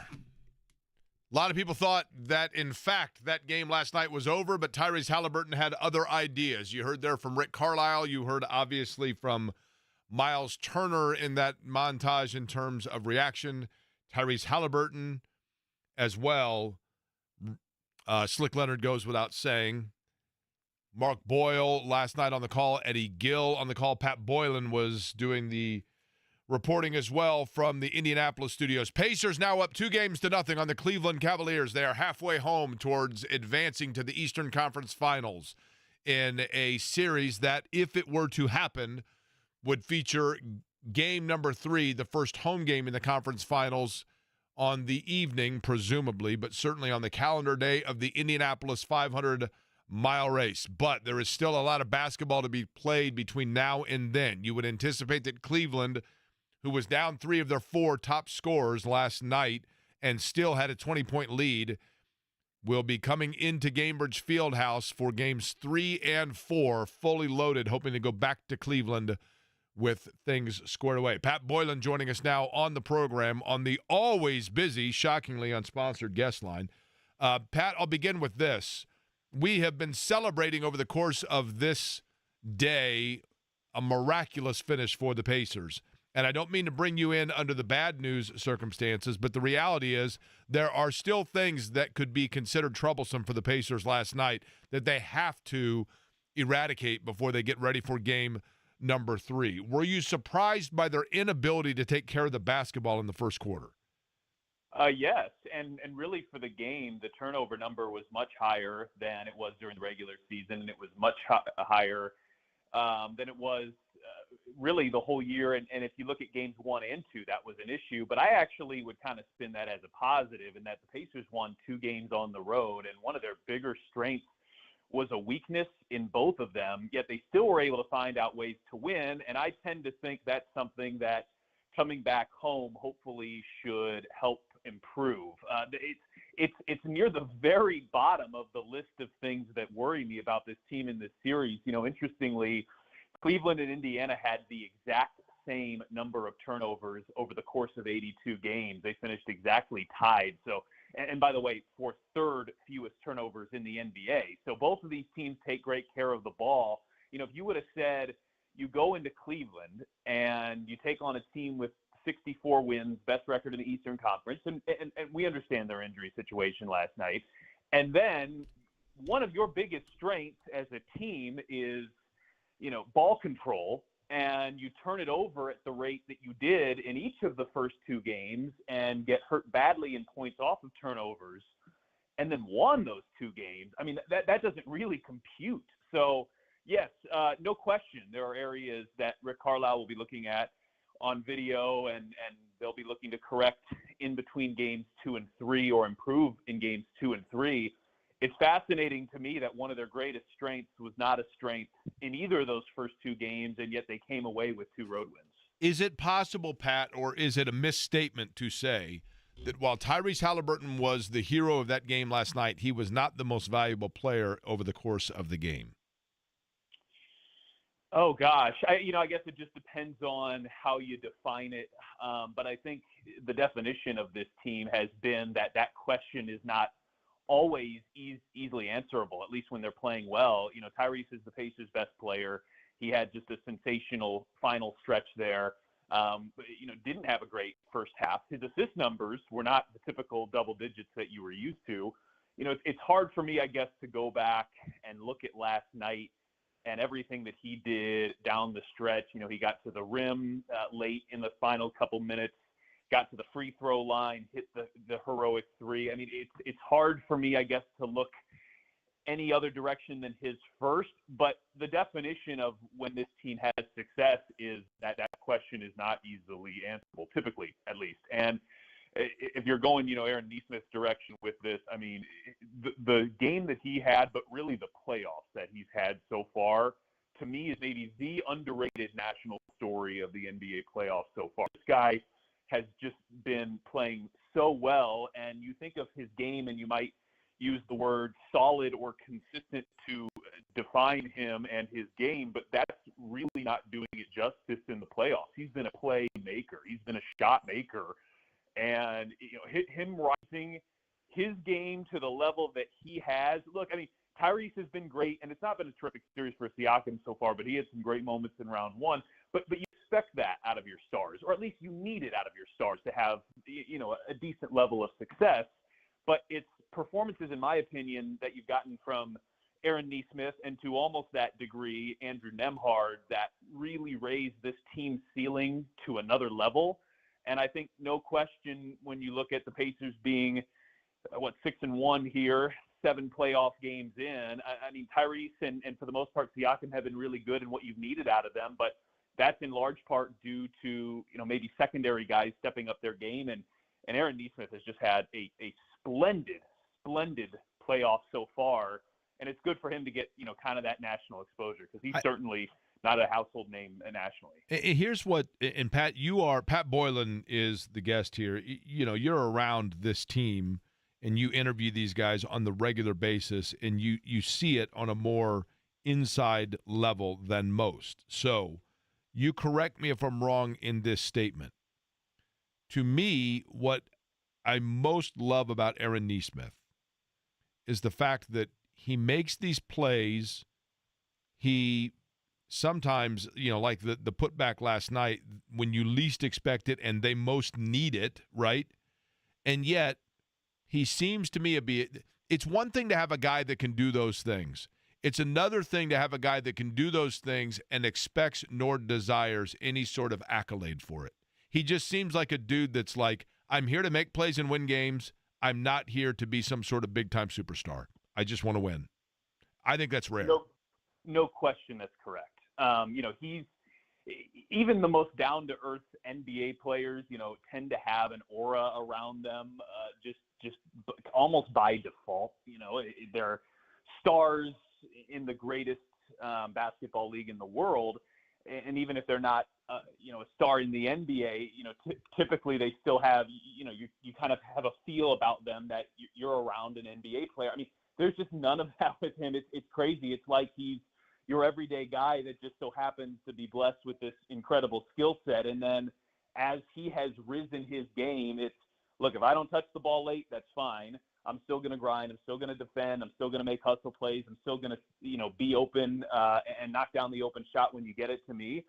And then I think that's what has made – you and I talked about it a week ago today, I think, the walk-off interview that he had after the Pacers finished off the Bucks in that Game 5 and just the emotion that came out and how, frankly, un-Aaron Nesmith that was because he's just such a cool, calm, and collected guy, and he's very intelligent, but he's not somebody who is, gonna yap his gums. And then the little montage you played in there before I was coming on, he went on with Mark post game, and as Mark was asking him that first question, there must have been a fan or somebody who said something to him, and for Aaron to go, "Yeah, you're going home with a loss, buddy." I mean, that just kind of gives you an idea of how much this moment means to him, because this guy is such cool, calm, and collected. And it's just fascinating to think, right? Like, you got him as part of the Malcolm Brogdon deal, where it was kind of considered, I think, by a lot of people nationally and maybe even locally, as just let's see if take a flyer on a guy who was a first round pick. The Pacers probably didn't get good value back, but it was going to be hard to. And then now he's this pivotal player in the second round of a playoff series as the Pacers are pushing toward the conference finals. I mean, it's just been an incredible find by the front office, and kind of watching him work his way into stardom just a little bit. For a guy that handles his business how he does, it's just been really fulfilling to see, because he's so deserving of it. Were the Pacers last night treating the lane like the Red Sea and just letting Cleveland split it and go right to the basket because of something that Indiana was doing defensively that was deficient, or did Cleveland schematically come up with something that allowed them to so effectively penetrate? Yeah, it's interesting because they haven't been good at the three-point line at all in this series so far. I mean, even last night where their offense was much, much better, Mitchell was not good at the three. And so clearly it seems that their game plan here is to attack and relentlessly. And maybe when you don't have, the Garlands and the Mobleys of the world, you focus on that a little bit more. I think certainly when you talk about areas that you want to get shored up defensively, I mean, that's one of them, because, and look, easy to say, Donovan Mitchell is one of probably the top 10-ish players in this league. And so some of him having effectiveness is not that he's just failing to do things. It's just he's really good. But I do think that's probably an area where you're looking to tighten up, see if you can't improve your defense at the rim, and take – because it's going to continue to be relentless from Mitchell. I mean, that's what he does. And if Garland comes back, he's very athletic as well, but also without, giving up the perimeter shots. And I think it's possible, if you defend the perimeter really well, as long as those shots aren't easy and layups, which, that's a different conversation. If you're forcing shots that aren't easy in the lane, then you can make a case that those are better shots defensively than open threes. But I think in large part that'll probably be a focus, because the points in the paint number in both games have been pretty drastic. But again, it kind of goes back to the conversation we were having off of the top. The Pacers turned the ball over way more than they're used to in those first two games and still won. And Cleveland had a lot of success at getting to the rim, but the Pacers still won. So defensive adjustments for sure, but, really quite amazing that you look at some of these numbers on the box score and that the Pacers came out of the trip to Cleveland 2-0 against a team as good as they are. By the way, Pat, do you go to the Indy 500? I mean, I know you're an Indianapolis native. Did you go growing up, or have you enjoyed the Indy 500 before? Yes. I would not say I am an every single year attender. Some of that has to do with just the fever schedule. Usually the WNBA plays nice. A couple of years in there, it hasn't. We had the COVID year and all of that. I would say I'm at 2 out of 3 or 3 out of every 4. Okay. So if hypothetically, and I don't know the Fever schedule, so correct me, do they play on race day this year, the Fever? No, they do not. The Okay. WNBA plays nice this year. As you were noting, I am hopeful to not be able to attend the race this year for Eastern Conference Finals. Well, so here's the thing. So let's just say, and we're going to put you to test to the metal here. So the race, green flags at like 11:30 or whatever it is on race day. Let's say that the Pacer game, if they are, and I do think that there's a long way to go here. I am not, by no means am I considering this series over with Cleveland by any stretch of the imagination. But if they were to get to the Eastern Conference Finals, we now know schedule-wise that Game 3, which would be the first home game for the Pacers, would be on race day. I would assume that they would do that in the evening. So would you double dip? Well, first of all, I think your thought there is correct. The series has a long way to go, and when you're the team without home court advantage, you never really feel home free, in my opinion, because even if you got a split in these two home games and went up 3-1, well, then Cleveland's going to go back with all the momentum, potentially, and all the fire in Game 5, and then you'd be in a situation where it's sort of like you got to win Game 6 in your building, or you have to win Game 7 there, which is going to be tough. So I totally agree. Fantastic start here, but it is just that, a start, and these home games are obviously going to be pivotal in how this series goes. That said, in that scenario, I haven't really thought about it. Here's the answer I think you will approve of. I will enjoy listening to you and the terrific crew on the radio while I prep for the game and attend the game in person and listen to the race on the radio. That would probably be my plan in that situation, which I hope we'll be talking about in a few weeks. I do. I listen, I hope as well, obviously. What is it going to take? And maybe this is more what Cleveland has done defensively, but we have yet to see kind of vintage Pascal. Well, certainly in Game 2, I guess I should say, Pascal Siakam, and being we're going to ride him kind of guy in Game 2. They took him away a little bit. Was that more on Siakam, or did Cleveland make some adjustments? Yeah, I think Cleveland made some adjustments, and I think this Pacers team is just so balanced right now that if you say, okay, we're going to focus on taking Pascal Siakam away, then there are enough weapons. There are, Aaron Nesmith and Andrew Nembhard and Miles Turner and Toppin and McConnell. I mean, there's enough weapons where you can say, we're cool with Siakam not getting, his fair share. You obviously have to work him in. He's a very key player in what you do. But that's not going to be overly problematic. And I think that's what has made this team so good. I would argue that Tyrese Halliburton needs to be pretty heavily involved in any game where the Pacers are in the playoffs and having aspirations of winning, just because his ball movement is so key to anybody else. Pascal Siakam's an awesome player. He's an all-star, and he's been there multiple times. But this team is good enough where if you say we want to really focus on taking out Siakam, the Pacers can still win and can still get everybody else going. That said, I do think you want to see him operating at a higher level here in terms of the series turning back to Indianapolis and your hopes of closing things out. And I do think getting him going is probably a significant key. But he's the type of guy that doesn't – there are so few all-stars, and the Pacers have two of them. That just don't need the ball in their hands a ton to be successful, or don't need every play called for him and that type of thing. I think in general it just tends to be continue to find the open guy, and if that's Siakam, he's going to cash in. But I think and the coaching staff would never do that because this is not their MO or the Pacers' MO at all. But I think the moment you start to potentially hunt Siakam shot a little bit, as good as he is, it affects everybody else on the floor negatively. So I think it's the Pacers offense has overall just been tremendous in this playoff so far. They have 4 30-assist games, and the rest of the NBA combined has 4 30-assist games in the playoffs. So that gives you an idea of how well the ball's moving. And if it's Siakam's night, we've seen a few times this year, a couple games in that Bucks series where he was tremendous. And if it's not Siakam's night, the Pacers are good enough to win despite that. Pat Boylan, the guest here, before we let you go, Pat, just out of curiosity, did you ever go through, because this is one of those bands that I think a lot of people in high school or college will go through a phase of, like a lot of people go through a Led Zeppelin phase. Did you ever go through a Beatles phase? Do you have an appreciation for the Beatles? Did you ever get into the Beatles, etc.? I can't say I ever specifically got into the Beatles. My mom was and is a big fan, so they were sometimes on around the house, but I don't know. I guess I didn't go through many music phases as a kid. I was so obnoxiously obsessed with sports that everything else was just kind of maybe embarrassingly from my childhood on the periphery. But I'm curious why. Well, okay, here's why I say it.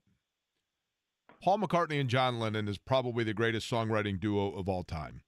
Paul McCartney and John Lennon obviously are the two. You could make arguments for both on which one was the face of the Beatles. George Harrison, after the fact, people can look back and go, because he was paired with those two, George Harrison, I'm not going to say he gets lost in it, but sometimes the greatness of George Harrison gets forgotten. And he wrote Here Comes the Sun. He wrote While My Guitar Gently Weeps, 2 very famous songs. He went on to become a prolific songwriter and musician post-Beatles career. He was a remarkable personality and musician, but he was perfectly content within the Beatles, at least in the beginning, of just being that guy that was doing what he needed to do. Aaron Nesmith is the George Harrison of the Pacers. I'm telling you, like, I have this developing an almost unhealthy level man crush on the game of Aaron Nesmith and his willingness to do whatever it takes to win games. I just think the world of the guy and what he has done, and I cannot believe that he is only making 11. I say only that by NBA standards he is grossly underpaid.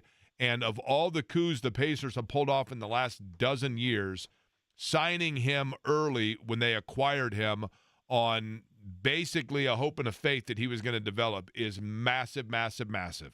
Because no question. It's unbelievable to me.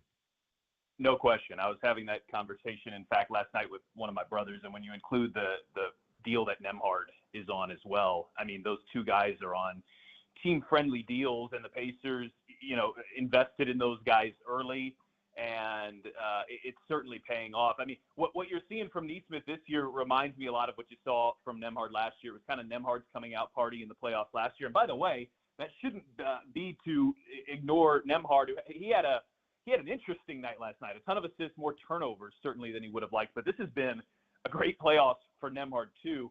But this has kind of been Nesmith's coming out party this playoffs. But really, if you've been following this team, ever since he came back from injury, it took him maybe a month to get back up to speed. But if you look at his numbers from March 1 through April 13th or whenever the season ended, I mean, he was at 15, 16 points per game. I think 46% three-point shooting. He's tough. He's a good defender. He'll do whatever it takes. And so this is really a carryover of the last month and a half of the regular season, but obviously to do it on this stage and to do it as consistently as he has. I mean, if you look at his box scores game in, game out of this playoff, even in games where you maybe don't look at the box score too much because the game didn't go well, Game 3 in Milwaukee, for example, he was really good. The Pacers weren't, but he was really good. And, yeah, he is kind of the epitome of what makes this team work so well. Nobody needs the spotlight. One player doesn't need 30 shots a game. And he and I think Nembhard are just kind of perfect partners for each other in that regard. They play slightly different games. But look, when the Pacers were 10-15 at the beginning of the season, they didn't have either of those guys for most of it. And many people, I would say, including myself, did not realize how significant that was. You knew they were important players, but it was frustrating because the Pacers were 10-15, and they had Halliburton, they had Siakam for most of those games. And then once those two got back, the light switch flipped. And, I mean, this team is, off the top of my head, I believe their record is 46-18 since December 13th. 46-18, so that's a win percentage of close to 60 wins over the course of 82 games. And we're talking about plenty of games there. That's including the playoffs. There's no question that Nesmith's return and Nembhard's return too have just been massively important to this team, what they bring defensively. But Nesmith is shot making and all of that. It's been great to watch this happen for him in the playoffs. And I guess like we started the conversation, the reason the Pacers have elevated their ceiling above even the level that they were playing at in the regular season, I think if you were to point to one guy, you'd point to him.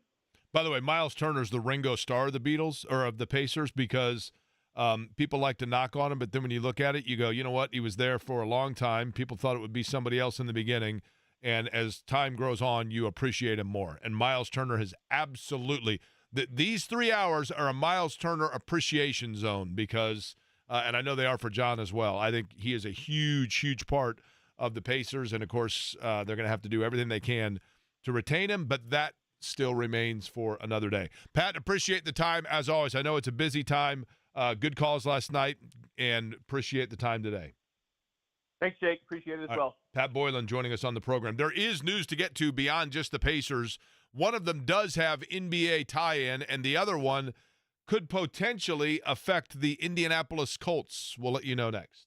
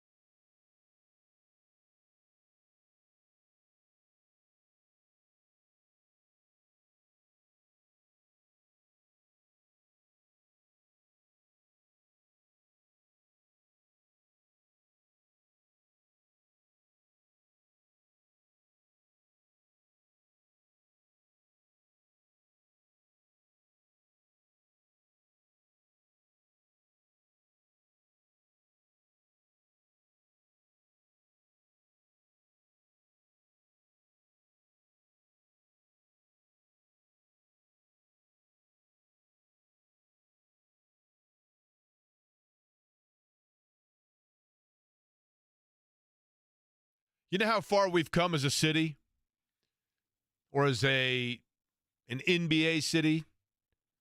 There was a time where if you wanted to see Kool in the Gang, all you had to do was go down to the Pacer game and wait till the post-game concert where they would say, the Indiana Pacers at Market Square Arena will be taking on the Cleveland Cavaliers. Come down and watch Clark Kellogg and of course, no knock on Clark Kellogg. He was a great player, but Jose Slaughter and the 26-win Pacers. Then afterwards, be amongst the 4,000 people there with the brown curtain behind you to watch Kool in the Gang perform. Now we're playing the song as the Pacers are halfway through the Eastern Conference semifinals. Other news to talk about in the NBA. First off, Steph Curry out a week. Is that right, Eddie? Yes, that's what the Golden State Warriors announced today. Of course, he strained his hamstring last night in their win over the Minnesota Timberwolves, becoming the first time in playoff history where the road team won each of the first game. Is it game or games? Well, the road teams now have won the first 5 games of the respective conference semifinals, right? Correct, but it was the first time in NBA history that all 4 road teams have done game 1. Yeah, correct. And obviously Indiana winning the first of all of the game 2s, right? Yep. So the news in the world of sports that relates to Indianapolis, that doesn't necessarily, obviously, because they're in the West, but in the NFL, a couple of moves that took place today. If you were to, I will ask you, Eddie, okay, if you were to think of teams in the AFC that are like, I always use the traffic jam analogy. So if you've got everybody in the AFC that is sitting in the same lane and they're trying to merge over. Now, you know Kansas City's in the fast lane, right? Yep. Kansas City's in that little lane that allows for, if you've got the carpool lane? Yeah, the carpool lane. Buffalo's in that lane. Baltimore's in that lane. Correct. Okay. So then you're trying to merge over. You're like, oh, man, the left lane's moving faster. And there are always a couple of other cars that, this guy's trying to wedge in, and this guy, I think I can get in front of this guy. Give me a couple of franchises that you feel like are in the same lane of traffic with the Colts, trying to merge in, and they're trying to figure out where each other is. I would put Cincinnati in that category. I mean, they've got 3 really good skilled position players offensively. Cincinnati, to me, feels like a car that's been in the fast lane, and then they got a flat. But you feel like they're going to get right back in. But, yeah, okay, proceed. I'd probably go another team in that division in the AFC North. I'd probably go Pittsburgh. Okay. Just because they've been trying to figure out the quarterback position ever since Big Ben's retirement. Other teams in the AFC, the Miami Dolphins. Okay, good one. Yep. Tua and Mike McDaniel. You can kind of see something with Denver. They're kind of, and they're that car that's going just fast enough in the middle lane to stay with traffic, to not get on the nerves of people being too slow. What Denver is? Denver's like the pickup truck that you're like, how is that guy moving with the rest of this traffic? Yeah. But he seems to be doing okay, and right? then you've got the LA Chargers. They've got their turn signal on, Jake.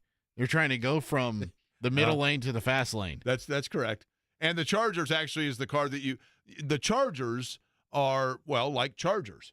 They look really fast and they look like they're really good, but then you're still trying to figure out what exactly is going on with them. Okay, now, the Jacksonville Jaguars are well back if you look in the rearview mirror, but they're obviously in the same division.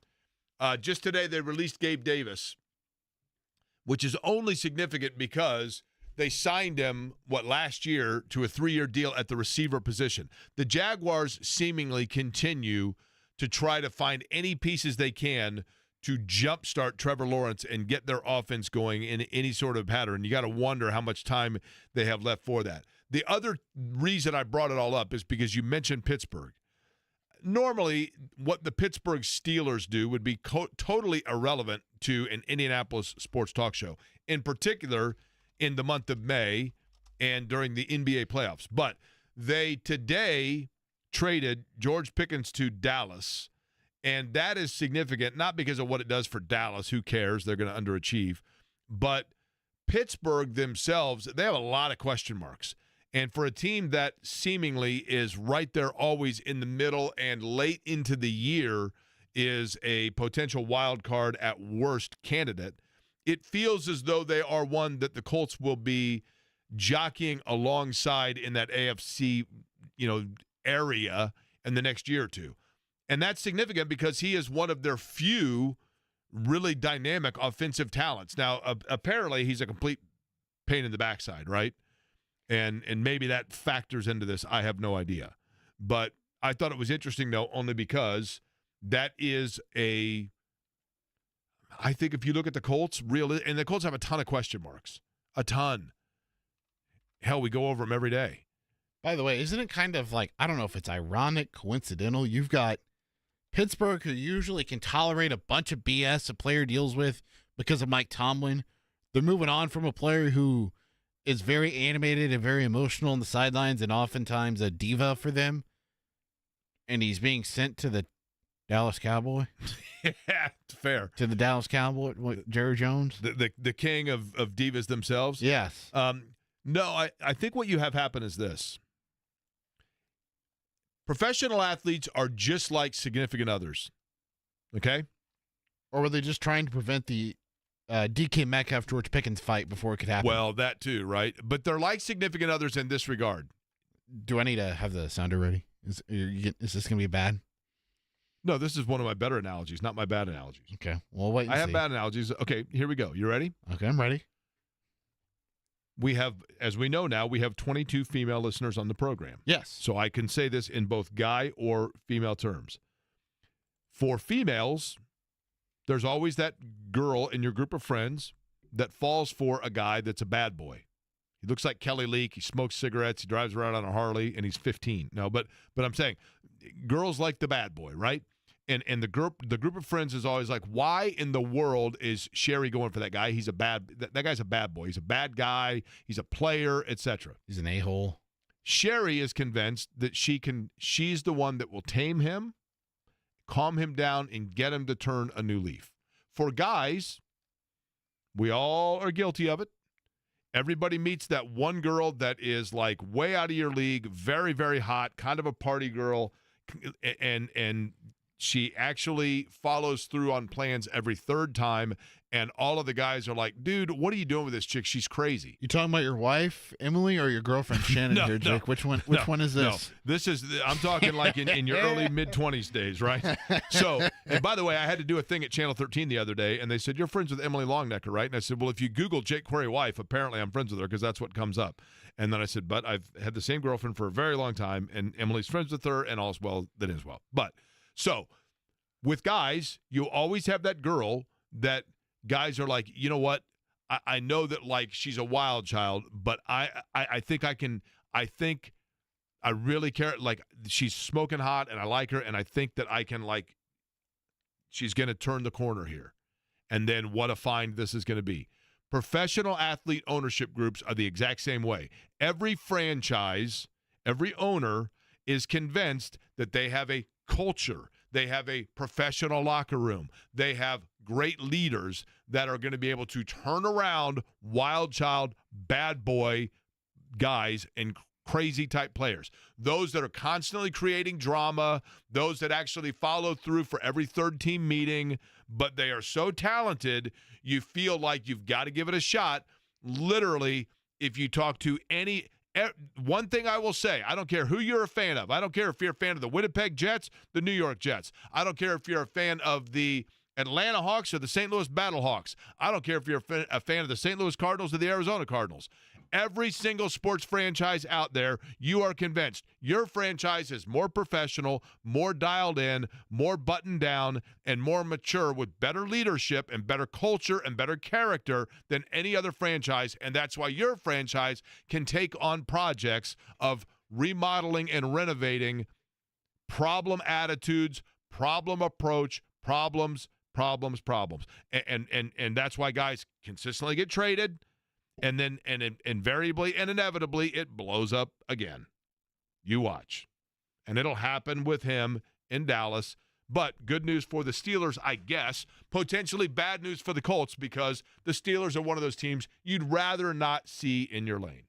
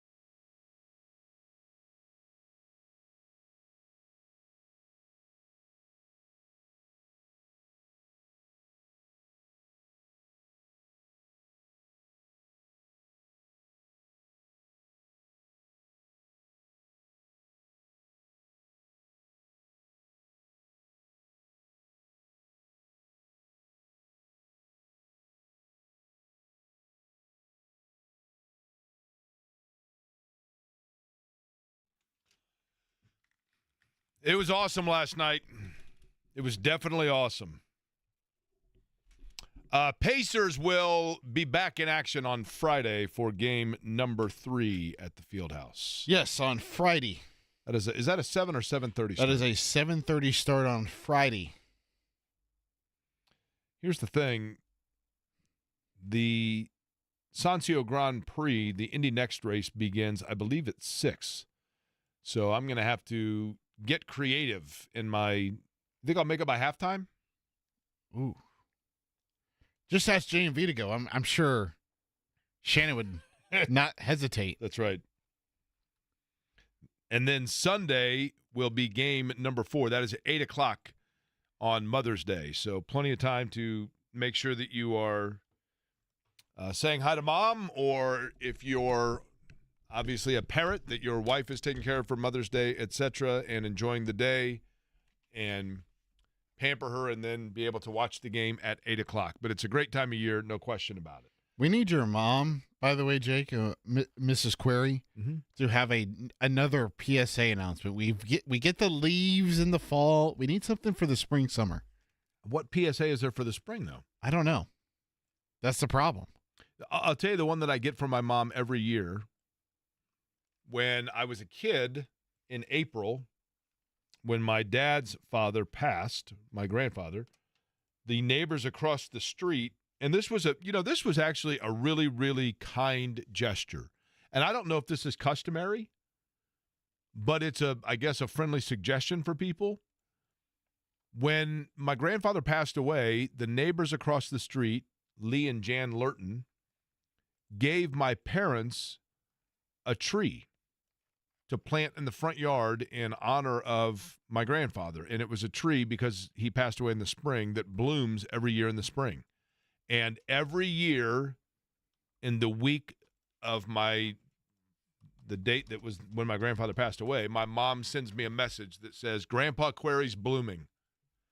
But I always thought that was maybe that's a common theme, or a common thing, I should say, or was at one time, to give to someone as a memorial gift, if you will. But I always thought it was a kind gesture and a neat one, because it allows for, each year for you to think of that person, which is pretty cool, I think.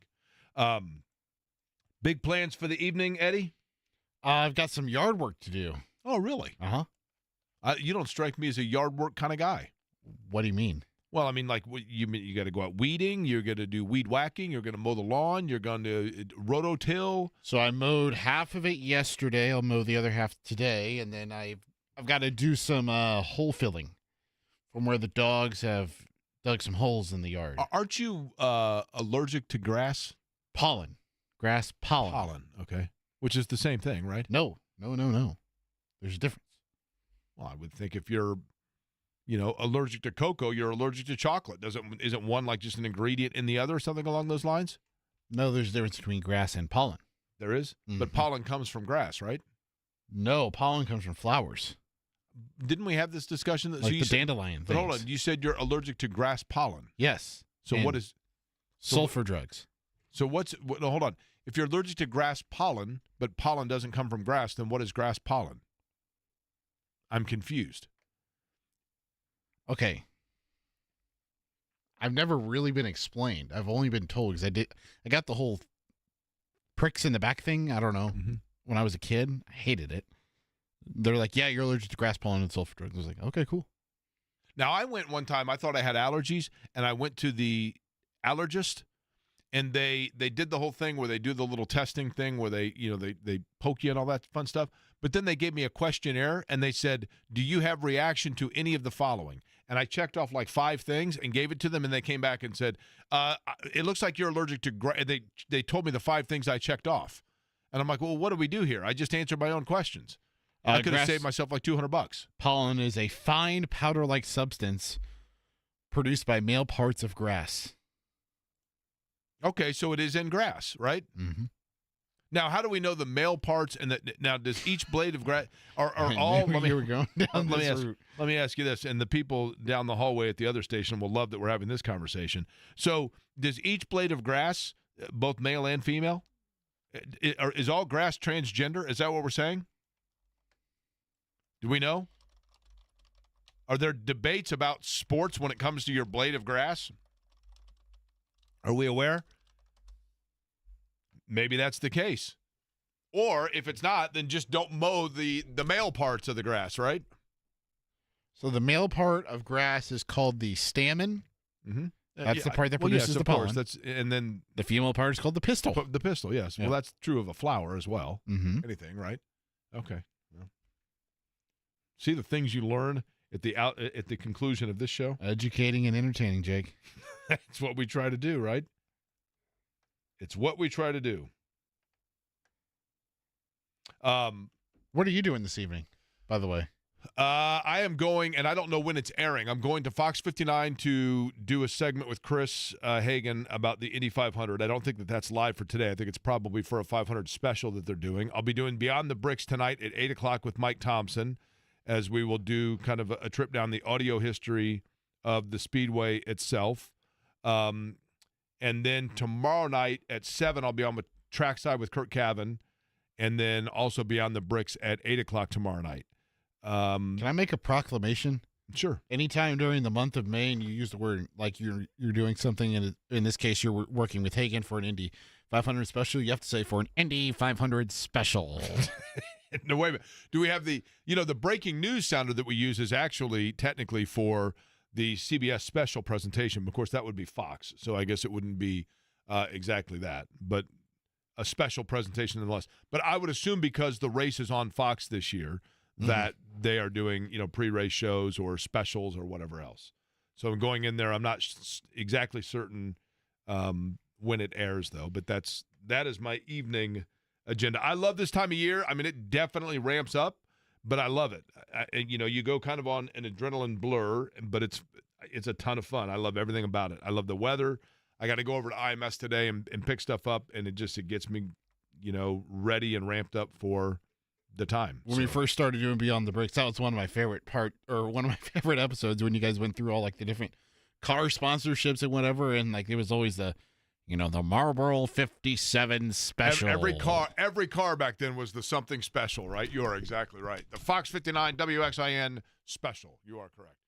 Is JMV here today, or he is here today? And I can tell you what the topic of conversation is going to be. I guarantee you that. And that is looking back on last night's incredible performance. The Pacers, in the end, snatching victory from the jaws of defeat. And breaking that down is what John will be doing, and he'll be doing it next. Thank you to Austin Croshere. Thanks to Pat Boylan. And to all of you for calling in and joining the program today, including Terry. Terry, I hope you're still with us, and welcome to the company. We are thrilled to have you, and so much that we will be back doing with you again at noon tomorrow. Hey, Jay, great job, man. Thanks, John. JMV just walked in. He'll carry on the party the other side.